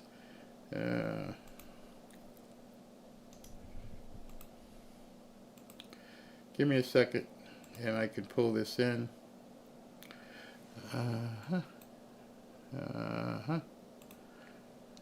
Vacations. That's the magnitude of impact, and we believe just to reemphasize, we will actually save the American taxpayer money if people use these drugs appropriately for the duration for which they're indicated. There are always going to be side effects of anything strong enough to help you, strong enough to hurt you. The question is the trade-off worth it? We know the ravaging risks of obesity and all downstream issues ranging from diabetes and hypertension to renal failure, dementia, heart disease, my specialty. But I'll ask Dave Ricks from Lilly to maybe start off because he can give an honest appraisal of potential risks people should be aware of. There's no free cheese. Oh, thank you. Today, as you may know, there's about 8 million people benefiting from the two companies' medication. Hold on. So what I'm going to do is let me see if I can start it from the beginning, okay? Because if he's giving any information on the guy who got sick. Okay, hold on. I think probably both companies will work hard to make sure that happens. Yeah, as Dr. Oz said, no drug that can help you has no side effects. Most of them are well known. We've been using this class of medications for nearly 20 years, and that's why it's important that patients go to their doctor and decide together whether this is right for them, and their doctor knows their medical history and has the information about these medications. But we're confident in the safety, but there's always some precautions we should have, and people's own medical histories matter in that decision. And are there any estimates for? Yes. What I would like to say is also that, of course, in my speech I made a comment that what happened today allows us and Lilly to provide medications to millions and millions more than they are getting it today. Today, a lot of those patients are trying to go out there and take the knockoff versions of these medications, mainly because they were cheaper than our medication. With the reduction of the price, hopefully many of these patients don't need to choose their safety over their wallet and now are able to find the real thing at a very decent price. Is that a big problem for you, knockoffs? Sounds like it might be. It has been, yes. It has been. But on the other hand, of course, patients have to be able to afford it. So it has been also our job to make sure that affordability. Are the knockoffs dangerous? The knockoffs are not FDA, the API, the raw ingredient that goes into them, are not FDA approved. So nothing is as good as the original. Yeah, I know that. Yesterday in the Supreme Court, Chief Justice Roberts said that tariffs are taxes and that they're paid by Americans. He said this pretty clearly. And yet you're saying that this money is rolling in from other countries. How do you square those two? It is. It's coming in because they've charged us. You know, the same countries that you talk about are charging us massive amounts of money. If you look at the tariffs over the years that were put on our heads, there's a reason we're $38 trillion owed. Now that money's going to start coming down. But we had presidents that didn't know how to use tariffs. We had presidents that had no understanding of business. But if you take a look at what's happened to us, every country charges tariffs. China, the European Union was brutal. They charged us tariffs, not only tariffs, they charged us tariffs so we couldn't sell cars there. We couldn't sell our product. They didn't want our agriculture. They didn't want our cars. Now they're taking our cars, and now they're taking our agriculture. You know, far more than money. It really is a defensive mechanism. If we didn't have tariffs, we would be unable to defend ourselves. So then do you agree then that Americans are paying those tariffs? I think, no, I don't agree. I think that they might be paying something, but when you take the overall impact, the Americans are gaining tremendously. They're gaining through national security. Look, I'm ending war because of these tariffs. Americans would have to fight in some of these wars. They're gaining in national security. They're gaining in economics. They're gaining in so many different ways. And they're gaining in self-respect for our own country. Other countries used to laugh at us. They would charge us tariffs. Japan was charging us massive tariffs, and yet they wouldn't allow our cars to be sold in Japan. But they were selling 9 million cars here, but they wouldn't allow one car. Not one car was sold in Japan. They don't laugh at us anymore. This is really a matter of, this is national security. And by the way, going bankrupt is national security. You know, our country was really in trouble. Going bankrupt, and the difference between going bankrupt and thriving, that's also national security. When you go bankrupt, when you don't have any money, you have no national security. And we are thriving. I mean, all this money coming into our country that I told you about, the 17 trillion as of now, but it's going up rapidly.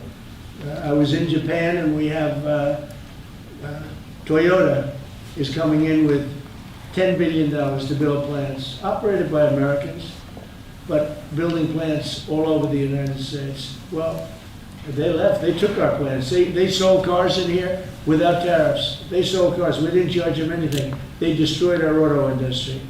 We lost 50%, 54% of our auto industry to other. We used to, if you go back into the 30s and 40s, we had 100% of the automobile business. Then it started getting chopped away. But Mexico, Canada, many countries, I mean, Canada fought us very hard. The ones that don't want us to win are foreign countries that we are able now to do very well with. Those are the ones that fight it. Those are maybe people that hate our country. I think it's the most important case maybe in the history of our country. This has been a major achievement for your administration, targeting the segment of our population that needs it the most, that has the highest obesity rates. You're making it affordable. You are truly saving lives. That's coming from the viewers that we've had in that 1 hour that we took a little bit of a break. My question to you is, Walmart just pushed out a report that says this year's traditional Thanksgiving meal will cost 25% less than it did under the Biden administration, plus gas prices being down in the $2 region makes it more affordable to travel to grandma's house this Thanksgiving. Thank you very much. And it's not so much a question, it's a statement. I would have made the statement, but we have a lot of things happening, so I wouldn't necessarily have made it right now. So Walmart, to me, you know, that's AAA, came out that nobody going to influence them. I don't know them. But they just came out with a very powerful statement. They've done it for many years, that under the Biden administration, Thanksgiving meal, a Thanksgiving meal with all the trimmings costs 25% more. In other words, our Thanksgiving this year coming up will cost 25% less than Sleepy Joe Biden's. Now, to me, that's better than anything there is. That's better than a poll. They've got everything included, from the trimmings and from the turkey and from everything, a lot of different items. It's 25% less this year than it was last year when he was so-called in charge. He wasn't in charge. The people around the desk were in charge. The auto pen was in charge. That is a big factor. And I was angry last night with the Republicans. I said, you don't talk about this stuff. Nobody talks about it. You know, I rely on a question from a reporter to get that out. We should be talking about it because they talk about affordability. They don't have affordability. We had the highest inflation in the history of our country under Biden. We had high gasoline prices at $4.50, $5 a gallon. They're going to be hitting $2 a gallon with me. They're getting close to $2 a gallon. And when gasoline goes down and energy goes down, everything else follows. What the Democrats do is they lie. We are the ones that have done great on affordability. They've done horribly on affordability. The only thing is they go out and they take commercials how under the Democrats you have affordability. It's just the opposite. We have much lower prices than they do. And we only have one thing, beef, because the cattle ranches are doing well. We're going to bring the beef prices down, and they understand that, even if we have to help them out. But the beef also is not a big difference, but every price is down. The biggest price is energy. We're at almost $2 for gasoline, and you take a look at where they were at $4.50, $5 for gasoline. And when gasoline and energy comes down, everything else follows. And I was so happy last night. I made a speech, and then I get off the stage. I said, I feel like going up and saying it, because I have a lot of respect for Walmart. And nobody's influencing Walmart. They came out and they said, Trump's Thanksgiving dinner, same things, is 25% less than Biden's. And we are the affordability, when we are the ones that have done a great job in affordability, not the Democrats. And yet, we just lost a couple of elections that were very Democrat areas. Maybe won't be full. They weren't very Democrat when I ran a year ago, because I did well in those areas. But we just lost an election, they said, based on affordability. It's a con job by the Democrats. The Democrats are only good at con and cheating on elections. Thank you for the question. Can I ask a question about India? Say it. How is the talks with Prime Minister Modi going on a trade deal? And when do you... Going good. He stopped buying oil from Russia.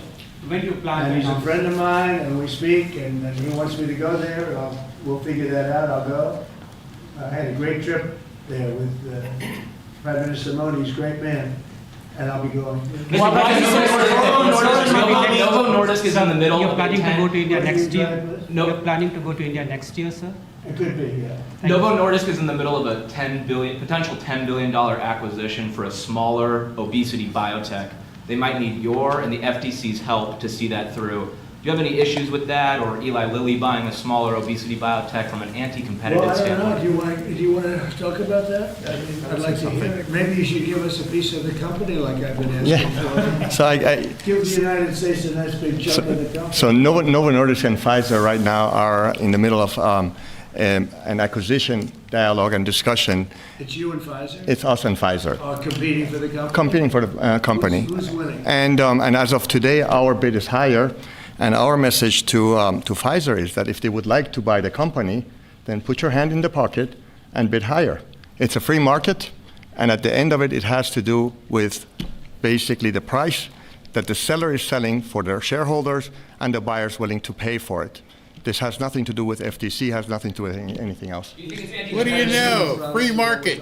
It's a product. It's a series of products that will come to the market in around turn of the decade, where the market is very crowded with many, many other players as well. So it's the next generations of products, and it will become five. Yeah. Mr. President, Thank you. Zoran Mandami, you said that, you called him a communist. You said that if he won, you would take drastic action against New York City. What kind of actions are you looking at, and will the ICE deportations continue? Well, I think you have to look. If he is a communist, there's not going to be a lot of activity. So you wouldn't need bridges and tunnels and all the different things that were being planned for New York, I think. And look, I hope New York does well. That's all I can say. I love New York. I grew up in New York. I did well in New York, always did well. And I hope New York does well. That's all. And ICE raids, will they continue? ICE raids? Well, you want to get criminals out. If they're criminals, we want to get them out. Ideally, we wouldn't have to do them because he'll send the criminals out himself. But that seems to be unlikely. No, we have to get criminals out. Millions of people were let into our country from prisons and from mental institutions and drug dealers, a lot of drug dealers and murderers, 11,888 murderers. 50% of them committed more than one murder. We want to get them out. So whether they're in New York or anywhere else, we want to get them out. We've created a great place in Washington. All of you know, you see the difference between what it was now and what it was a year ago under Biden. It was a death trap, and now it's people walk down the street, they have dinner, the restaurants are booming. Washington, D.C. is great. I will tell you, Memphis is doing really well too. You're hearing those reports. It's companies were going to move out. They're not going to move out anymore. We've done a great job, and we've only been there for 4 weeks. So we've done a great job with that.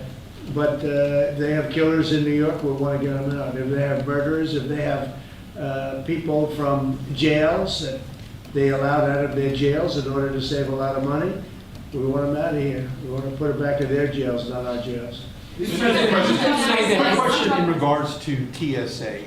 Would you ever consider privatizing TSA? That question comes to us from our viewers all the time, and I told them I would ask you. I think of privatizing a lot of things, but generally speaking, you have government, and a lot of people don't like privatizing, but some things that they really do, they work out better privatized. But it is government, and sometimes government can be better.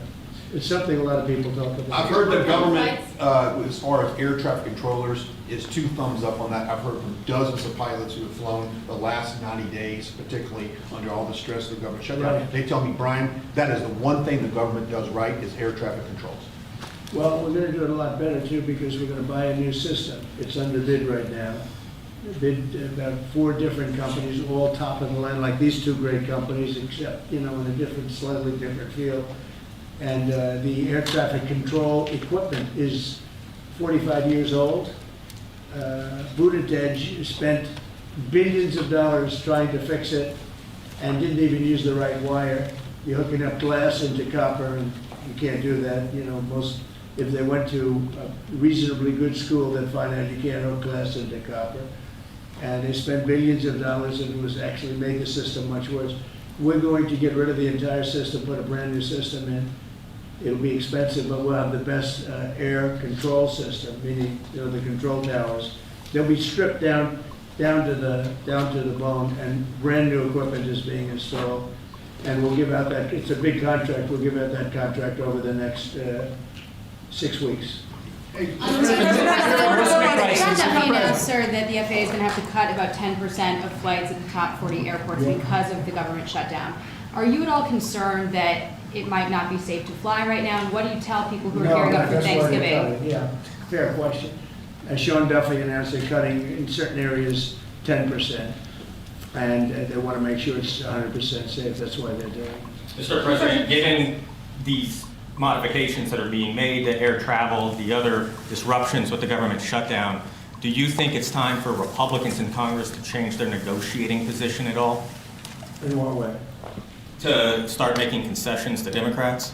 Well, I think it's time for them to end the filibuster and just put everybody back to work. Vote in voter ID, vote in no mail-in voting except for military, faraway military, and people that are very sick. I'd like to see one-day voting. I'd like to see not 65 days of voting from all over the place. No, I'd like to clean up the elections. The border, we've done a great job. We have a great, strong border now. I'd like to see new rules on immigration that can be fair and good, but rules that you'll never get, rules that they're never going to get. There's so many things we could put in, including tax cuts that we could get, and we could do it all ourselves. But to do that, you have to end the filibuster. The filibuster is, and they'll do it too. They'll immediately do it. What they're going to do is, what the Democrats will do is they're going to make Puerto Rico a state. They're going to make D.C. a state. They're going to pack the court. They're going to end up with more electoral votes. They're going to end up with 4 senators because of the 2 states. And they're going to do this 100%. They would have done it, except Manchin and Sinema got in their way. They would have done it. So if they're going to do it, I would do it. I would do it before them. And you think that the longer like Israel attacked first. That attack was very, very powerful. I was very much in charge of that. When Israel attacked Iran first, that was a great day for Israel because that attack did more damage than the rest of them put together. What I'd like to see is voter ID. Who wouldn't approve voter ID? The Democrats. Why wouldn't they approve it? Because they cheat. There's only one reason we don't have voter identification. And we should have it. If we got rid of the filibuster, in one day you'd have voter identification. The only reason they don't want it is because they cheat. Mr. President, tax credits. There are some people, Republicans, who would also like to see the ACA tax credits extended for middle-class folks who are buying insurance on their own. Where do you weigh in on that? I don't weigh in, but we're looking at all of that right now. We're looking at all of it. There are a lot of great ideas out there, including for health care, because Obamacare is a disaster. The Obamacare premium is going to go up 17 or 18%, and that's not my fault. I didn't want Obamacare. That's the fault of the people that put it in, the Democrats. And now they want it subsidized further. But where you take it from them, you take it from a lot of other people. We could have much better health care at a much lower price. Mr. President, grocery pricing announcements with another company, or is this the last we're going to see for a little while? About drug pricing, deals. Oh no, everybody's involved, and we're going to get low pricing from. All companies are being involved. We are now going to have, with all drugs, the lowest price anywhere in the world. That's the price we're going to have. And will you have That's called favored nations. We were stupid nations before. We paid 10 times more, sometimes 15 times more than they were paying in Europe and other places. So that was really stupid. In 2 years, these will go down. The injectable prices will go down to $250, I believe. But American patients might still look at European prices and say these aren't quite low enough to match that. What would you say in response to people? Because as far as I'm concerned, we're at favored nations. If Europe is paying less, then now there could be other reasons. There could be a distribution, et cetera, et cetera. It's harder to get to, but outside of pretty minor things, this is favored nations. We are going to be paying the lowest price in the world, outside of some nations that are stone cold bankrupt, have no money, and people make contributions of medicines to those nations, including us. We're going to have the lowest prices anywhere in the world. And your drug prices will go down 600, 700, 800%. And I'll be given no credit for it, because I never get credit for anything. But nobody else could have done this. So how does the drug price go down?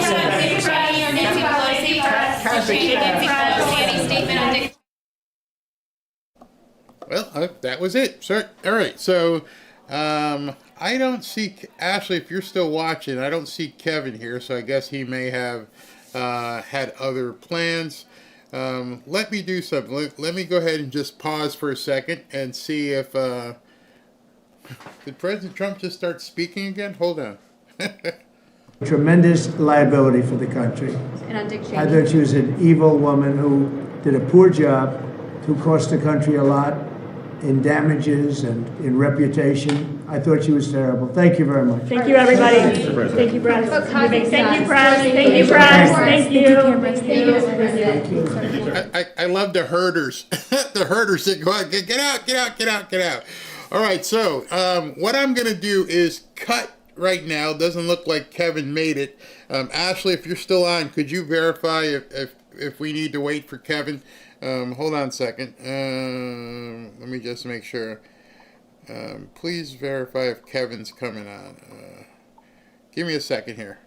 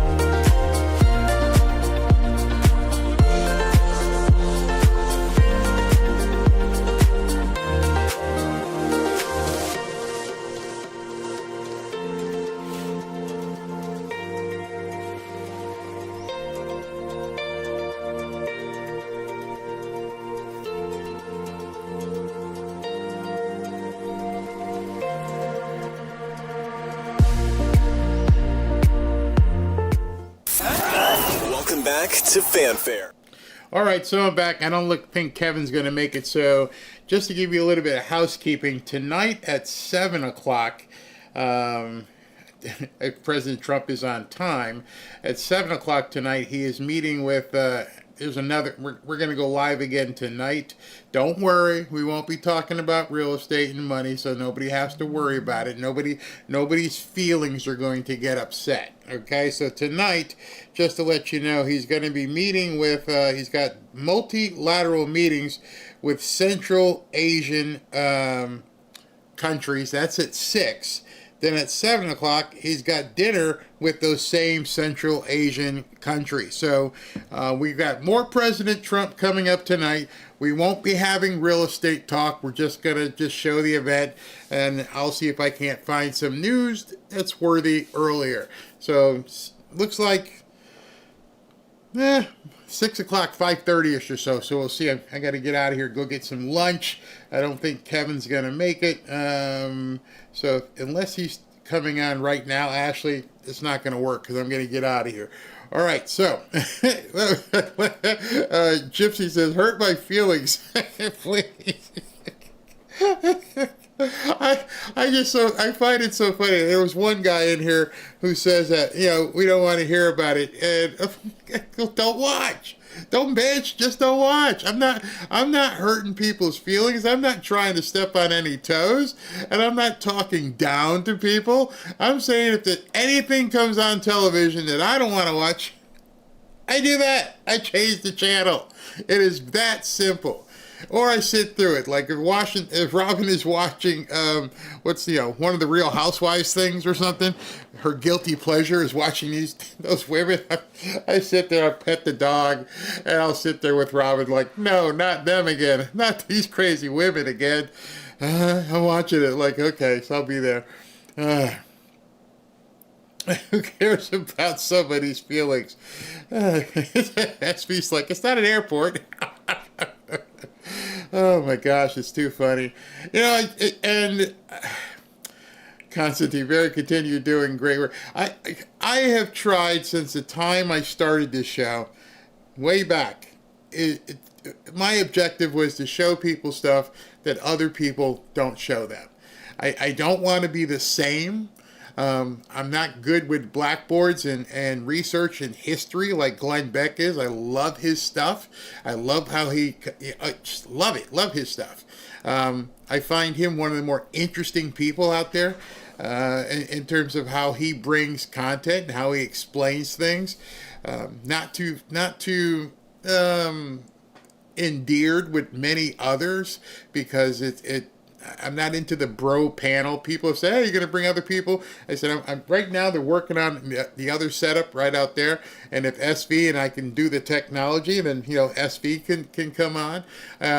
But my enlargement and what I want to do is just do content. And then, people's like, can you put the real estate on another channel?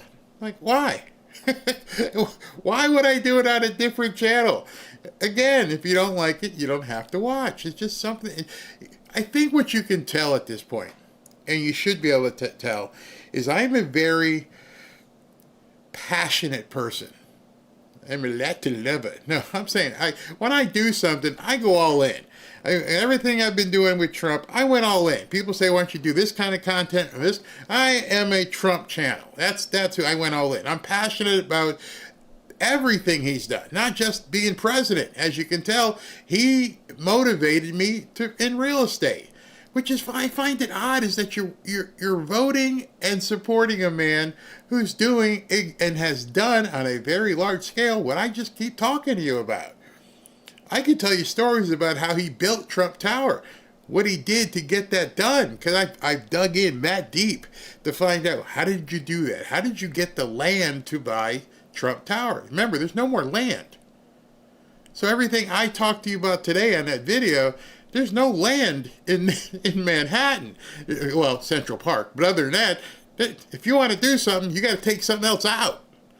How did he put in that gorgeous Trump Tower when there's no land? And I was wondering, as people were watching that and getting offended and everything else, if they realized the guy that you vote for and support on a daily basis, that you want to save the country, is doing exactly what I've been trying to show you. Nothing different, smaller scale. He was big time. Doral down here, when he bought the golf courses, the one in Palm Beach, he buys these things and then he glorifies them, makes them amazing places. And if you followed Trump and you dug into what his history was, you would realize what I'm telling you is, well, Barry's just telling us what he did, how he did it, how Trump did it, on a much smaller scale. I'm not looking at building towers. Maybe Maximus wants to do something with me. We can go ahead and see if we can build a tower somewhere. But I'm just telling you on a small scale how some simple guy here in Boca, who didn't used to live in Boca, who moved his family to a certain level because of the things that President Trump instilled. I can't think of a better way to give back, especially to MAGA supporters, is to just freely give knowledge that literally would cost you, if you could find it, tens of thousands of dollars. And I'm not saying that because I'm patting myself on the back. I've seen what people charge. I've seen how people have put together courses and manuals and seminars and, hey, come on down. We'll show you how to buy some houses. It's going to cost you $25,000. Well, that means you're not really willing to teach anybody. You're not willing to show people. You're willing to make money off of them. That's completely different. I would be pissed off if I said, hey, buy my course for $99.99 and click BarrySellsHouses.com. No, I'm not telling you to do that. I'm just sharing out of here, out of a goodness, a good place, a passionate place, where I know there are so many people hurting. And if there are so many people that we know are hurting across the country, if we know so many people are in a position at this point where they would love to be able to change their lot in life, to be able to do something. I mean, it's Christmas season. To me, it's Christmas. It was Christmas. Robin told me I got to bring, I got to get the Christmas tree out of storage, put up the tree. I'm like, already? It's only, she was ready on Halloween. This is the season of giving. This is the season that anybody who has a heart for other people should be spending their time and or money saying, how can I make this a better year for you in 2026? And that's all I'm trying to do is like, you, why are you mad? I'm not talking down to you. I'm trying to talk you up. I'm trying to tell you, as bad as things seem, it's not that bad. People just aren't showing people how to do better. Go look for yourself. Go look around and see right now as people are talking about the shutdown and everything else, are they learning how to do better so they don't have to be confined by other people's misdeeds? You know, right now people are going to have a problem flying and understanding how they're going to get home for Christmas and everything else. They're going to have to solve that equation. They may have to take a train. They may have to drive. You're going to want to be around your relatives, I would assume. Most of mine come this way. We don't have to go that way. But, you know, where are you going to get the turkeys? Where are you going to get the chickens and the ducks and the geese that you might want to make for Thanksgiving and Christmas? How are you going to afford to bring people to your house? It was funny, during the break there, I was texting with SV, and he's going to be in town on a holiday. And I'm like, well, you're only going to be 3 hours away. Let's get together. And so I'm going to break now and do super chats, but I just want you to understand everything I'm saying. I'm not trying to sell anybody, and I'm not trying to convince anybody. I'm just trying to give because I'm exuberant about what I do. I am so happy that I am blessed with this knowledge. I am so happy that I am blessed with the ability to do what we do, that I live in Florida and that this market is exploding. Why wouldn't we take advantage of what President Trump is providing for us? I don't know. I think to not do so is spitting at blessings. You know, when I realized I was a blessed person, and I attribute that blessing to God, and I know what's been afforded to me, I would be remiss, and I look at it as sinning to spit and go, nope, I'm not going to share this knowledge with anybody. This is all for me. I did it myself. Screw these other people. They're having problems. That's on them. Not on me. I can't help them. They're going to be miserable. Let them be miserable. No, I can't say that. It's just not in me. So I would rather offend people who don't want to hear it than not give my my real estate gospel per se. Because just like the gospel, there are many people like, no thank you. I don't want to hear about this Jesus dude. It's fake. It's a cloud. Yeah, they do that. Just like people say, I don't want to hear about real estate. But it doesn't stop the person who has a passion for it from delivering that message. And that's who I am. You can say no, but it doesn't stop me. I'm still going to buy houses. I'm still going to sell houses. I'm still going to try and help as many people do what they want to do. Because I feel I have to. I feel compelled to. It's just how I am, man. It's how I'm wired. Oh my gosh. Okay, so let me do super chats and then we can adjourn for a couple hours. Some of us can go eat and kiss the wife and hug the dogs. All right, Fikowski, so upset, nothing to say. I thought I left socialism behind in 1986. Wow, exactly. Right, left, are we getting through it? Getting through a dance? R. Heath, don't like that video. Seems like he's letting us know he may be putting himself in a position of danger, and if he gets killed, he's confident he's going to heaven, the spirit in the sky. Yeah, he did say spirit a few times. Emma Jacob, gas too high in your state? Check your excise tax. Food prices set by owners, not government. Even after wholesale drops, business overhead is higher. Exactly. There are ways that the local municipalities and states are imposing their will on pricing. Fiskowski, could you do a parallel show how we can organize to balance out the Democrats like you do in the real estate shows? Yeah, you got to tell me more about what you want to do there. It's a good idea. Claudette, Republicans in power really don't give a seemingly. Cindy Brooks, stick with Trump. Democrats, wake up. You're being used by who you vote for. They will go after you if they gain control instantly. Omega 4, Gulf Omega. Barry, stay off the chain. Speak truth. You're appreciated. Thank you. Thank you very much. QC Politics, perfect plan. End the filibuster, pass all the nation-saving legislation, restore the filibuster, and then change the rules to require 60. Now, that's a good point. I hadn't even thought about that. You're exactly right. Kill the filibuster, pass the laws, then pass another law, and put it back to 60 votes. I don't have stars, but that's brilliant. Wow, brilliant. Nikki, saying real estate isn't important is like saying grocery prices aren't important because I'm not hungry right now. It's a health indicator for the economy. I couldn't have said that any better. R. Heath, sorry, Barry, I said no to the real estate preview because I'm already an investor and fully understand the things you talk about, but love that you do. Oh, I love that you're in it. So, see that right there. You see that comment by R. Heath, right? R. Heath says he or she is a real estate investor. This is where you don't need me to be the person always conducting here.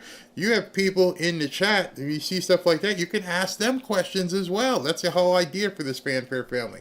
Catch up. True Americans must understand that we're in a real war for our very survival. Agreed. Joshua Bennett, all I'm saying is if we're going to end the only safeguard to the Dems completely gutting the Constitution, you best not miss, because if Democrats get back into power, we are screwed. Agreed. Madeline, all this greatness and the deadbeat Republicans still are not truly following President all the way and are not listening. Wake up, so-called leaders. Yeah, I like what Josh Hawley had to say. Just wish more of them would do it. Stop talking. Ignore the microphones. Do it. Nikki P., the attacks against MAGA were going as far back as inauguration. They firebombed Teslas over Doge and Elon exposing fraud. Chapo, the Republicans are not trigger pullers. They are sitting duck victim targets. We're going to lose the country because of their inactivity and fecklessness. I put fecklessness in myself there. Karen Lee, have faith, everyone. Live by faith, not by sight. It's all in God's timing, not ours. He will have the final say. God bless you all. Thanks, Barry.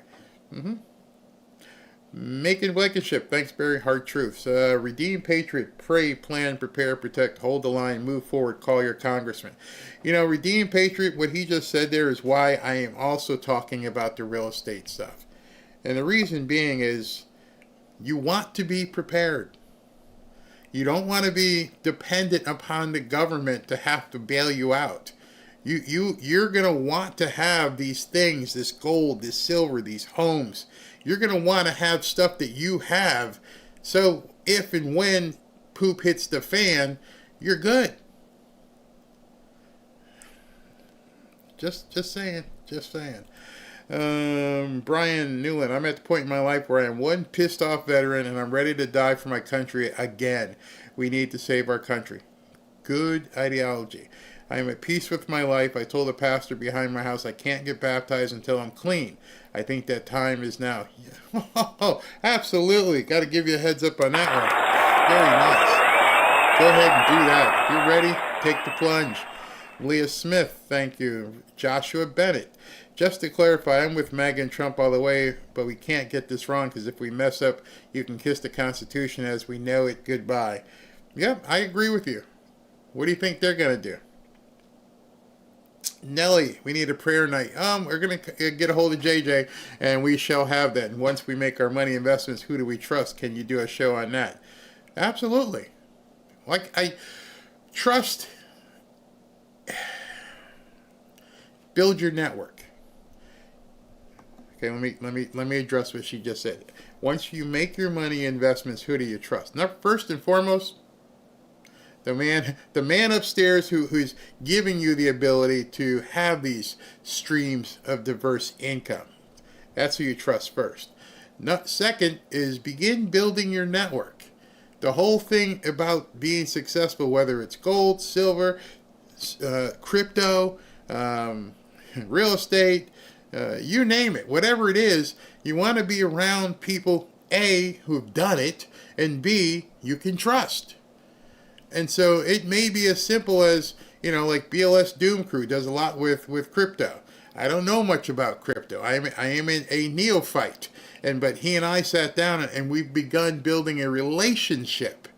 Has nothing to do with money. Has nothing to do with investments. As I mentioned to you earlier about Beth, had nothing to do with money or investments. She's been a moderator here, and we've communicated for a year. So you build up a relationship, then you work further. That's what I do. The constipated duck. I love your handle. Thank you. Twice. Barry is my source for up-to-date information. Thank you. I cannot believe we've been doing this for 4 hours today. I did not expect that. Chapo. Ken, there's no crying in trees and talking about Ken Delaney. And exactly. These Republicans don't know how to win. Job for 9, you're correct. Amy, a guy was shot stealing in Walmart today in Miami. Told you. Don't do that crap down here. I'll have to look that up. Do you think Opinion Wall Street will move to Florida? I don't know, but I know they're already ready. That whole meeting yesterday, by the way, let me go back to that. That whole meeting yesterday where President Trump came down here to Miami, it was called the America Business Forum right here in Miami, I think was to send a message to financial firms, you got a home. See, I think a lot of people miss that. I've been telling you how they've got redundant systems already here. It would take nothing for them to start up tomorrow and have Wall Street here, and I'm understanding you could do the same thing probably in Texas someplace. These people who make that kind of money, who handle those kind of transactions, they will never have another 9/11. Remember when 9/11 hit and everything stopped trading because there was no more World Trade Center. They're never going to let that happen again. There's already fail-safes ready to go. And I was thinking as I watched President Trump yesterday, he was letting them know, be ready, come on down. I almost feel that. Let's see here. Ashley, I'll get back to you on that in a second. Doesn't it make sense that more people in New York didn't vote but are now wanting out? Are the voting figures correct? Maybe some of the people who didn't vote already lost hope. Maybe they were already making their plans to get out. You see, remember, we saw the result. They saw the campaign. They saw Curtis, they saw Cuomo, and they saw the socialists. And they probably said, I got to get out of here. Cater, thank you. Cindy Brooke, end the filibuster so the government can move on. Exactly. Lynn Hengel, in Florida, I got 5 1-acre lots already get up. I got 5 1-acre lots. I'm already getting offers. I'm telling y'all, you think it's me just telling you. Thank you, Linnell. I got 5 1-acre lots and I'm already getting offers. Probably sight unseen. Nikki P, medium home cost in my area is $129 to $130. First rule of real estate, location, location, location. Exactly. You can afford to live places that you can afford to live at. See, these participation trophy kids, they've been ruined. Completely ruined. Tilly, Walmart shooting in Miami. Man deceased, stealing food. Southwest Dade, South Dixie Highway, and 21st Street. Let me see if I can find that before we go. That'll be the last thing. Let me go ahead and check that. All right. Tilly, I just pray these crazy Democrats don't run us another state and ruin it there. George Rivera, where'd that go? Where is that? I jumped. Oh, George Rivera.